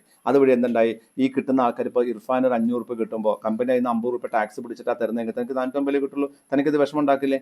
500 രൂപ കിട്ടുന്ന ഇർഫാന് ഇൻകം ടാക്സ് റിട്ടേൺ ഫയൽ ചെയ്യേണ്ട കാര്യമില്ലെങ്കിൽ തനിക്ക് 500 രൂപയും കിട്ടിയില്ലേ, 50 രൂപ കൂടുതൽ കിട്ടിയില്ലേ? ഇത്രയേ ഉള്ളൂ ഇതിന്റെ കൺസെപ്റ്റ്. കൊടുക്കേണ്ടവനും കൊടുക്കേണ്ടാത്തവനും കൂടി അടക്കം ഇൻകം ടാക്സ് കട്ട് ചെയ്ത് വന്നിരുന്നു സെക്ഷൻ 115 പ്രകാരം. അത് പിന്നെ എന്ന് കളഞ്ഞു, 2021 കളഞ്ഞു. അതുകൊണ്ട് തന്നെ ഇന്ത്യയിൽ ഇപ്പോൾ ഡിവിഡൻഡ് ഡിസ്ട്രിബ്യൂഷൻ ടാക്സ് ഇല്ല. പക്ഷെ നമ്മൾ പഠിക്കുന്നത് എന്താണ്, നമ്മൾ നിയമമാണ് പഠിക്കണേ. ഇങ്ങനെ ഒരു കൺസെപ്റ്റ് ഉണ്ട്. നാളെ ഗവൺമെന്റ് പറയുകയാണ് ആ കമ്പനികൾ ഭയങ്കരമായിട്ട് ഡിവിഡൻഡ് കൊടുക്കുകയും ഇൻകം ടാക്സ് റിട്ടേൺ ആൾക്കാർ ഫയൽ ചെയ്യാതിരിക്കുകയും ചെയ്യുന്ന സമയത്ത് അവരെ കൊണ്ട് ഇൻകം ടാക്സ് റിട്ടേൺ ഫയൽ ചെയ്യിക്കുന്നതിന് വേണ്ടിയിട്ട് നമ്മൾ എന്ത് ചെയ്യാം, ഡിവിഡൻഡ് ഡിസ്ട്രിബ്യൂഷൻ ടാക്സ് വിധിച്ചു വീണ്ടും കൊണ്ടുവന്നേക്കാം. കാരണം ഇൻകം ടാക്സ് കൊടുക്കേണ്ടാത്തവൻ ഡിവിഡൻഡ്, ഇപ്പോൾ ഉദാഹരണം എൻ്റെ കയ്യിൽ ഒരു 10,000 രൂപ ഡിവിഡൻഡ് ഡിസ്ട്രിബ്യൂഷൻ ടാക്സ് കട്ട് ചെയ്തു വിചാരിക്കുക. എത്ര രൂപ? 10,000 രൂപ. എനിക്ക് വേറെ ഒരു വരുമാനം ഇല്ലെന്ന് കരുതാം. ഞാൻ അങ്ങനെ ആയിട്ട് റിട്ടേൺ ഫയൽ ചെയ്യും. നേരെ പോയിട്ട് 500 രൂപ കൊടുത്തിട്ട് ഒരു ഇൻകം ടാക്സ് റിട്ടേൺ ഫയൽ ചെയ്യാൻ പറയും. ഇൻകം ടാക്സ് റിട്ടേൺ ഫയൽ ചെയ്താൽ വേറെ ഒരു ഇൻകം ഇല്ലെങ്കിൽ ഈ അടച്ച ടാക്സ് എനിക്ക് തിരിച്ചു കിട്ടില്ലേ? അപ്പോൾ ഇതെന്തിനാ ഗവൺമെന്റ് ചെയ്യണേ? ഗവൺമെന്റ് ചെയ്യാൻ കാരണമുണ്ട്. അതായത് സാധാരണ കേസിൽ ഇൻകം ടാക്സ് കൊടുക്കാൻ ആരും ഇഷ്ടമല്ല, ആർക്കും ഇഷ്ടമല്ല, എനിക്കും ഇഷ്ടമല്ല. GST കുറിച്ച് നമുക്ക് അതിന് ചിന്തയില്ല. നമ്മൾ എന്ത് സാധനമാണ്, എത്ര ടാക്സിന്, ഏതെങ്കിലും ഒരു പ്രോഡക്റ്റ് നിങ്ങൾ എത്ര ടാക്സ് വെച്ചിട്ടുണ്ടോ? അത് ബൈ ഡിഫോൾട്ട് നമ്മൾ കൊടുക്കുന്നതാണ്. ഇൻകം ടാക്സ് കൊടുക്കാൻ നമുക്ക് താല്പര്യമില്ല. അപ്പൊ ധാരാളം ഡിവിഡൻഡ് കൊടുക്കുന്ന കമ്പനികൾ ഉണ്ടാകുന്ന സമയത്ത് ആ കമ്പനികളിൽ ഡിവിഡൻഡ് കിട്ടുന്ന ആൾക്കാർ ഇൻകം ടാക്സ് അടയ്ക്കുന്നില്ല എന്ന് തോന്നുന്ന സമയത്താണ് കമ്പനികളോട് തന്നെ ഇൻകം ടാക്സ് കട്ട് ചെയ്തടക്കാൻ വേണ്ടി ആര് പറയുന്നത്, ഗവൺമെന്റ് പറയുന്നത്. ഇതിന്റെ ഇന്റൻഷൻ പണം ഉണ്ടാക്കലല്ല, നിങ്ങൾ നിർബന്ധമായിട്ടും ഇൻകം ടാക്സ് റിട്ടേൺ ഫയൽ ചെയ്യിക്കുക എന്നുള്ളതാണ്. കാരണം ഇൻകം ടാക്സ് അതുവരെ ഫയൽ ചെയ്യാത്ത അശ്വിൻ എന്താ ചെയ്യുന്നത്, അശ്വിൻ ഇതൊക്കെ കേട്ട് ഉറങ്ങി ഇങ്ങനെ ഇരിക്കുമായിരുന്നു. ആ സമയത്താണ് അശ്വിന് വരുന്നത് 10,000 രൂപ ഡിവിഡൻഡ് ഡിസ്ട്രിബ്യൂഷൻ ടാക്സ് കട്ട് ചെയ്തിട്ടുണ്ട്. അപ്പൊ അശ്വിന് പെട്ടെന്ന് ഉണരും. കണ്ണൊക്കെ പകാന്ന് മറ്റേ എന്താ പേര്, കലാഭവൻ തീപ്പെട്ടിക്കൊള്ളി വെച്ച പോലെ പൊണ്ടിച്ചു വെക്കും. കാരണം 10,000 പോയി തുറച്ചിങ്ങനെ വരും. അപ്പൊ അവൻ എന്താ ചെയ്യാ, വേഗം പോയിട്ട് ഇൻകം ടാക്സ് റിട്ടേൺ ഫയൽ ചെയ്യണം. മുൻസിപ്പേ എടാ ഒരു 10,000 പോയടാ, TDS ടാക്സ് കട്ട് ചെയ്തിട്ടുണ്ടാ, ഒരു ഇൻകം ടാക്സ് റിട്ടേൺ ഫയൽ ചെയ്യാന്ന് പറയും. ഉടനെ മുൻസിപ്പ് പറയും, മോനെ 500 രൂപ ചാർജ് ആവട്ടോ. അതിനെന്താ, എത്ര നിങ്ങളുടെ വരുമാനം ഡീറ്റെയിൽസ് വെക്കുമ്പോൾ ഇൻകം ടാക്സ് റിട്ടേൺ ഫയൽ ചെയ്യും. ആ ഫയൽ ചെയ്യാൻ എനിക്ക് എത്ര ചെലവ് വന്ന, അശ്വിന് എത്ര ചെലവ് വന്നത്, 500 രൂപ. അതിൽ പ്രകാരം ഒരു ഇൻകം ഇല്ലെങ്കിൽ അടച്ച ടാക്സ് തിരിച്ചിട്ടില്ലേ നമുക്ക്, നമ്മൾ റീഫണ്ട് ക്ലെയിം ചെയ്യും. അതിൽ എത്ര കിട്ടി, 9,500 കിട്ടി. ഓട്ടോമാറ്റിക്കലി ആര് ഇൻകം ടാക്സ് റിട്ടേൺ ഫയൽ ചെയ്തു, അശ്വിൻ ഫയൽ ചെയ്തു. അശ്വിൻ ഇൻകം ടാക്സ് നെറ്റിൽ വന്നില്ലേ? പിന്നെ this is a way. Government അങ്ങനെ പല കാര്യങ്ങളും ചെയ്യും നമ്മളെ കൊണ്ട്. നോക്കൂ, നിങ്ങൾ ദൈവം നമ്പർ ഇറങ്ങി വന്ന് പറഞ്ഞാലും നിങ്ങൾ എന്താണ് GST ഉള്ള ബില്ല് വേണം, അല്ലെങ്കിൽ പേയ്മെന്റ് ക്യാഷ് ആയിട്ട് കൊടുക്കില്ല, ചെക്കായിട്ട് കൊടുക്കുന്നു എവിടെയെങ്കിലും പറയാറുണ്ടോ? ഇല്ല. GSTക്ക് ITC വന്നതോടുകൂടി നിങ്ങൾ ബില്ല് വേണ്ടെന്ന് പറഞ്ഞാലും കടക്കാരൻ GST ഉള്ള ബില്ല് തരുള്ളൂ. നിങ്ങൾ പറയുകയാണ് എനിക്ക് GST ഉള്ള ബില്ല് വേണ്ട, അതൊന്നും വേണ്ട സാറേ, GST ഉള്ള ബില്ല് തരാൻ സാർ, ഒരു കുഴപ്പമില്ലെന്ന് പറയും. കാരണം എന്താ, അവൻ GST ഉള്ള ബില്ല് തന്നാലേ അവൻ കൊടുത്ത ടാക്സ് തിരിച്ചിട്ടുള്ളൂ. ഒരു സാധനം വാങ്ങുമ്പോൾ, ഈ സാധനം വാങ്ങുമ്പോൾ ഞാൻ 5,000 രൂപ ടാക്സ് കൊടുത്ത് ഈ സാധനം സംയുക്തക്ക് വിൽക്കുകയാണ്. അപ്പൊ സംയുക്ത പറയാം, സാർ ടാക്സിന്റെ ബില്ലൊന്നും വേണ്ട സാർ, എനിക്ക് ഞാൻ പൈസ തന്നേക്കാം. ഞാൻ സമ്മതിക്കൂല. കാരണം എന്താണ്, ഇയാൾക്ക് ഈ സാധനം വെച്ചാൽ ഇതിന്റെ മുകളിൽ 10% ടാക്സ് ഞാൻ കൊടുക്കണം, ഗവൺമെന്റ് കൊടുക്കണം. എത്ര കൊടുക്കണം? 5,000 രൂപ കൊടുക്കണം. പക്ഷെ ഞാൻ എങ്ങനെ ഇത് ബില്ലായിട്ട് അയാൾക്ക് കൊടുത്തതെങ്കിൽ ഞാൻ കൊടുത്ത ടാക്സ് കുറച്ച് ബാലൻസ് എമൗണ്ട് അടിച്ചാൽ എത്ര അടിച്ചേ? 5,000 രൂപ. ഇയാൾ എത്ര കിട്ടിയേ? 5,000. എത്ര ഞാൻ അടയ്ക്കേണ്ടത്? 0. Even if you say they will not allow. പിന്നെ നിങ്ങൾ ക്യാഷ് പേയ്മെന്റ് ചെയ്ത് നിർത്തണമെന്ന് പറയാൻ വേണ്ടി ഡിമോണിറ്റൈസേഷൻ കൊണ്ടുവന്നു. ആദ്യം ഡിമോണിറ്റൈസേഷൻ ഒന്നും കൺസെപ്റ്റേ അല്ല, ക്യാഷ് പേയ്മെന്റ് ചെയ്യരുതെന്ന് പറഞ്ഞു തുടങ്ങി. ആരെങ്കിലും ക്യാഷ് പേയ്മെന്റ് ചെയ്യാണ്ടിരിക്കോ? ഓരോരുത്തരുടെ വീട്ടിൽ കക്കൂസിന്റെ അടക്കം കാശാണ് ഒളിപ്പിച്ച് വെച്ചിട്ടുണ്ടായിരുന്നത് ടാക്സ് വെട്ടിക്കാൻ വേണ്ടി. ഇന്നോ നിങ്ങളൊരു 10 രൂപയുടെ ജ്യൂസ് കുടിച്ച് എങ്ങനെ കാശ് കൊടുക്കണേ? GPay അല്ലെങ്കിൽ FonePe. ഏട്ടാ മറ്റേ സാധനല്ലേ, മറ്റേ കടലാസിന്റെ കഷ്ണം അയാൾ സാധനം എടുത്ത് കാണിച്ചിരും. അവിടെ പറയും മമ്മൂട്ടിയുടെ ശബ്ദത്തില് നിങ്ങളുടെ 50 രൂപ കിട്ടി ബോധിച്ചിരിക്കുന്നു പറയില്ലേ? ഡിമോണിറ്റൈസേഷന്റെ ഏറ്റവും വലിയൊരു ബ്യൂട്ടി എന്താണെന്നറിയാം. ഡിമോണിറ്റൈസേഷൻ ശരിയാണോ തെറ്റാണോ സംസാരത്തില്, ഡിമോണിറ്റൈസേഷൻ ആണ് ഈ എന്താണ് സ്വതന്ത്ര ഇന്ത്യ കണ്ടിട്ടുള്ള ഏറ്റവും റെവല്യൂഷണറി ആയിട്ടുള്ള ഒരു മാറ്റം. ഒരു ഡയറക്ഷനും ഇല്ലാണ്ട് ഒരു നിർബന്ധവും ഇല്ലാണ്ട് നിങ്ങളുടെ ട്രാൻസാക്ഷൻസ് ഒക്കെ അക്കൗണ്ടഡായി. ഇന്ന് ഒരു തരത്തിലും ട്രാൻസാക്ഷൻ അല്ലെങ്കിൽ ഒരു ബാങ്കിങ് ട്രാൻസാക്ഷൻ ചെയ്യാൻ സാധ്യതയില്ലാത്ത ദേവൻ ചായ കുടിച്ചാലും GPay കൊടുക്കും, ദോശ കഴിച്ചാലും GPay കൊടുക്കും, ഊണ് കഴിച്ചാലും GPay കൊടുക്കും, KSRTC ബസ്സിൽ യാത്ര ചെയ്താലും GPay കൊടുക്കും. ദേവന്റെ വരവും ചെലവ് ആർക്കറിയാം? ഇൻകം ടാക്സ് ഡിപ്പാർട്ട്മെന്റിന് അറിയാം. കണ്ടോ? ഇതാണ് ശരിക്കും നമ്മുടെ വളർച്ചയുടെ വേറൊരു ഭാഗമാണ്. യൂറോപ്പിലൊക്കെ നിങ്ങൾ പറയുന്നത് ശമ്പളം കിട്ടുമ്പോൾ തന്നെ നിങ്ങളുടെ ടാക്സ് കട്ട് ചെയ്തേ തരത്തുള്ളൂ. നിങ്ങൾക്ക് ബാങ്കിങ് ട്രാൻസാക്ഷൻ മാത്രമേ ഉള്ളൂ, വെറും കോയിൻസ് മാത്രമേ ഉള്ളൂ അവിടെ. നോട്ട്സ് ഒക്കെ നിങ്ങൾ സൂക്ഷിക്കാൻ വേണ്ടി വാങ്ങി വെക്കണം, വെറും കോയിനാണ് നിങ്ങൾ ചില ഒരു കടകളും നിങ്ങളുടെ ക്യാഷ് സ്വീകരിക്കില്ല. ആ സിസ്റ്റം ഇന്ത്യയിൽ വന്നാൽ ഇൻകം ടാക്സ് കുറയും. ഇപ്പം നിർമ്മലാ സീതാരാമൻ ഇൻകം ടാക്സ് കുറച്ചത് നമ്മളോട് സ്നേഹം കൊണ്ടല്ല, അവരുടെ ഇൻകം ടാക്സ് കളക്ഷൻ കൂടിയത് കൊണ്ടാണ്. കൂടുതൽ ആൾക്കാർ റിട്ടേൺ ഫയൽ ചെയ്യാൻ തുടങ്ങിയോണ്ടാ. എന്തുകൊണ്ടാണ് കൂടുതൽ ആൾക്കാർ റിട്ടേൺ ഫയൽ ചെയ്യാൻ തുടങ്ങിയത്? 10 ലക്ഷത്തിന് മുകളിൽ ടാക്സ് ട്രാൻസാക്ഷൻ പ്രോപ്പർട്ടി വാങ്ങിയാൽ ബാങ്ക് കൂടെ പൈസ കൊടുക്കാൻ പാടുള്ള നിയമമുണ്ട്. 10 ലക്ഷത്തിന് മുകളിലാണോ അല്ലയോ എന്ന് എങ്ങനെ തീരുമാനിക്കുക? ഗവൺമെന്റ് ഫിക്സ് ചെയ്യുന്ന റേറ്റ് വെച്ചാൽ തീരുമാനിക്കുക. അവർക്ക് ആ ചെക്ക് കിട്ടി കൊടുത്തിരിക്കണം, ബാങ്ക് കൂടെ കൊടുത്തിരിക്കണം. ഒരു 50,000 മേലെ സ്വർണം വാങ്ങുകയാണെങ്കിൽ ബാങ്കിങ് ട്രാൻസാക്ഷൻ മാത്രമേ പറ്റത്തുള്ളൂ, നിങ്ങൾക്ക് കാശ് കൊടുക്കാൻ പറ്റത്തില്ല. അപ്പോൾ ഓട്ടോമാറ്റിക്കലി എന്തായി? കൂടുതൽ ആൾക്കാരുടെ ട്രാൻസാക്ഷൻസും ഇൻകം ടാക്സ് നെറ്റിൽ വന്നു. അപ്പോൾ ഓട്ടോമാറ്റിക്കലി ടാക്സ് കളക്ഷൻ കൂടി. അപ്പോൾ എന്ത് ചെയ്യാം? കൊടുക്കുന്ന ആൾക്കാർക്ക് കുറയ്ക്കാൻ പറ്റും. അങ്ങനെയാ കുറയ്ക്കണേ. അപ്പോൾ കൂടുതൽ ആൾക്കാർ ടാക്സ് കൊടുക്കാൻ തുടങ്ങിയാൽ ഇൻകം ടാക്സ് കുറയും. എല്ലാവരും ടാക്സ് കൊടുക്കണമെന്ന് പ്രാർത്ഥിക്കുക. എല്ലാവരും എൻ്റെ ടാക്സ് കുറയും. Tax on incomes and gains. Then cash flow arising from taxes on income should be separately disclosed and should be classified as cash flow operating from activities unless then can be specifically identified with the financing and investing activities. ഇനി ഏതെങ്കിലും തരത്തിൽ tax on operating profit, നമ്മൾക്കൊരു operating profit ഉണ്ട്, ആ പ്രോഫിറ്റിന് മുകളിൽ നമ്മൾ tax കൊടുത്തിട്ടുണ്ട് എങ്കിൽ അതിന് ഓപ്പറേറ്റിംഗ് ആക്ടിവിറ്റിയിൽ ടാക്സ് ഔട്ട്ഫ്ലോ ആയിട്ട് ക്യാഷ് ഔട്ട്ഫ്ലോ ആയിട്ട് കണക്കാക്കണം. ഇനി ഫിനാൻസിങ് ആക്ടിവിറ്റിയിൽ ഇൻട്രസ്റ്റുമായി ബന്ധപ്പെട്ടുകൊണ്ട് ഡിവിഡൻഡുമായി ബന്ധപ്പെട്ടുകൊണ്ട് നിങ്ങൾക്ക് എന്തെങ്കിലും ക്യാഷ് ഔട്ട്ഫ്ലോ ഉണ്ടായിട്ടുണ്ടെങ്കിൽ അത് ഓപ്പറേറ്റിംഗ് ആക്ടിവിറ്റി. ഏത് ഇൻകം ആണോ ഓപ്പറേറ്റിംഗ് ഇൻകം ആയിട്ട് കണക്കാക്കുന്നത് അതിന്റെ cash flow outflow tax outflow ഒക്കെ എന്താ കണക്കാക്കണം? ഓപ്പറേറ്റിംഗ് ഔട്ട്ഫ്ലോ ആയിട്ട് കണക്കാക്കണം. ഇൻവെസ്റ്റ്മെന്റ് ആക്ടിവിറ്റിയാണ് ആ ഇൻകം എങ്കിൽ അതിന്റെ ഔട്ട്ഫ്ലോ എന്താണ്? ഇൻവെസ്റ്റ്മെന്റ് ആക്ടിവിറ്റിയുടെ ഔട്ട്ഫ്ലോ ആയിട്ട് കണക്കാക്കണം. Okay, then acquisition and disposal of subsidiaries and other business unit. നിങ്ങൾക്ക് സബ്സിഡറി കമ്പനി ഉണ്ട്, അല്ലെങ്കിൽ നിങ്ങൾക്ക് എന്താണ് മറ്റുള്ള ബിസിനസ് യൂണിറ്റുകളുണ്ട്, അത് വാങ്ങുകയും വിൽക്കുകയും ചെയ്യുകയാണെങ്കിൽ നമ്മൾ അതിനെന്തായിട്ട് കണക്കാക്കുക? ഇൻവെസ്റ്റിംഗ് ആക്ടിവിറ്റി ആയിട്ട് കണക്കാക്കും. ശരി തന്നെയല്ലേ? ഞാൻ ഒരു പുതിയ കമ്പനി ടേക്ക് ഓവർ ചെയ്യുകയാണെങ്കിൽ അത് ഇൻവെസ്റ്റ്മെന്റ് ആക്ടിവിറ്റി, അത് വിൽക്കുകയാണെങ്കിലോ investment activity. Non cash transaction, cash അല്ലാത്ത ചില ട്രാൻസാക്ഷൻസ് ഉണ്ട്. Investing and financing transaction that do not require the use of cash or cash equivalence should be excluded from cash flow statement. കാശ് അല്ലാത്ത ചില transactions ഉണ്ടെങ്കിൽ ക്യാഷിന് involve, ഞാൻ 500 share കൊടുത്ത് എനിക്ക് അവരുടെ 400 ഷെയർ കിട്ടി, ക്യാഷ് ഫ്ലോ ഉണ്ടായില്ലേ? ക്യാഷ് ഫ്ലോ സ്റ്റേറ്റ്മെന്റിൽ വരുമോ? ഞാൻ റിലയൻസിന്റെ എൻ്റെ കമ്പനിയുടെ 500 ഷെയർ റിലയൻസിന് കൊടുത്തു, 500 റിലയൻസ് അവരുടെ 300 ഷെയർ എനിക്ക് തന്നു, ക്യാഷ് ഫ്ലോ സ്റ്റേറ്റ്മെന്റിൽ വരുമോ? ഇൻവെസ്റ്റ്മെന്റ് ആക്ടിവിറ്റിയിൽ വരുമോ? അവിടെ എഴുതിയിട്ടുണ്ടാവും റിലയൻസിന്റെ ഷെയറിന്റെ വില ഇത്ര രൂപ എന്ന് കഥകളൊക്കെ എഴുതിയിട്ട്. അപ്പം നമുക്ക് ആലോചിച്ചാൽ മനസ്സിൽ തോന്നുന്നു ഇതിന്റെ ഡിഫറൻസ് ക്യാഷ് ഫ്ലോ ആയിട്ട് കണക്കാക്കണമെന്ന്. വേണ്ട, അത് ക്യാഷ് ഇല്ല. ക്യാഷ് എപ്പോഴേ വരുള്ളൂ? ആ സാധനം വിറ്റാലേ വരുള്ളൂ. റിയൽ ക്യാഷ് ഇൻഫ്ലോ ഉണ്ടോ? നിങ്ങൾ ഈ ചോദ്യം ഇടയ്ക്കിടയ്ക്ക് ചോദിക്കണം അതിനോട്. ക്യാഷ് വന്നിട്ടുണ്ടോ, ക്യാഷ് വന്നു ചോദിക്കണം, അല്ലെങ്കിൽ ഒക്കെ തെറ്റും. റിയൽ ക്യാഷ് നിങ്ങളെ ശരിക്കും കൺഫ്യൂസ് ചെയ്യും. ആ കൺഫ്യൂസ് ചെയ്യുന്ന സമയത്ത് കാശ് വന്നതായിട്ട് നിങ്ങൾക്ക് തോന്നും. 500 രൂപ വിലയുള്ള നിങ്ങളുടെ കമ്പനിയുടെ ഷെയർ നിങ്ങളെ ആർക്ക് കൊടുക്കുന്നു? അഭിരാമിക്ക് കൊടുക്കുന്നു. അഭിരാമിയുടെ കമ്പനിയുടെ 600 രൂപ വിലയുള്ള ഷെയർ നിങ്ങൾക്ക് കിട്ടുന്നു. ഉടനെ നമ്മുടെ സംശയം എന്തായേ? 100 രൂപ ലാഭല്ലേ? ഓപ്പറേറ്റിംഗ് ആക്ടിവിറ്റി ആണോ? അങ്ങനെ ചിന്തിക്കരുത്. അവിടെ ചിന്തിക്കരുത് did Abhirami paid me any amount of cash? No. Did I paid anything to Abhirami as cash? No. Cash flow statement, no impact. We stop here for 5 minutes.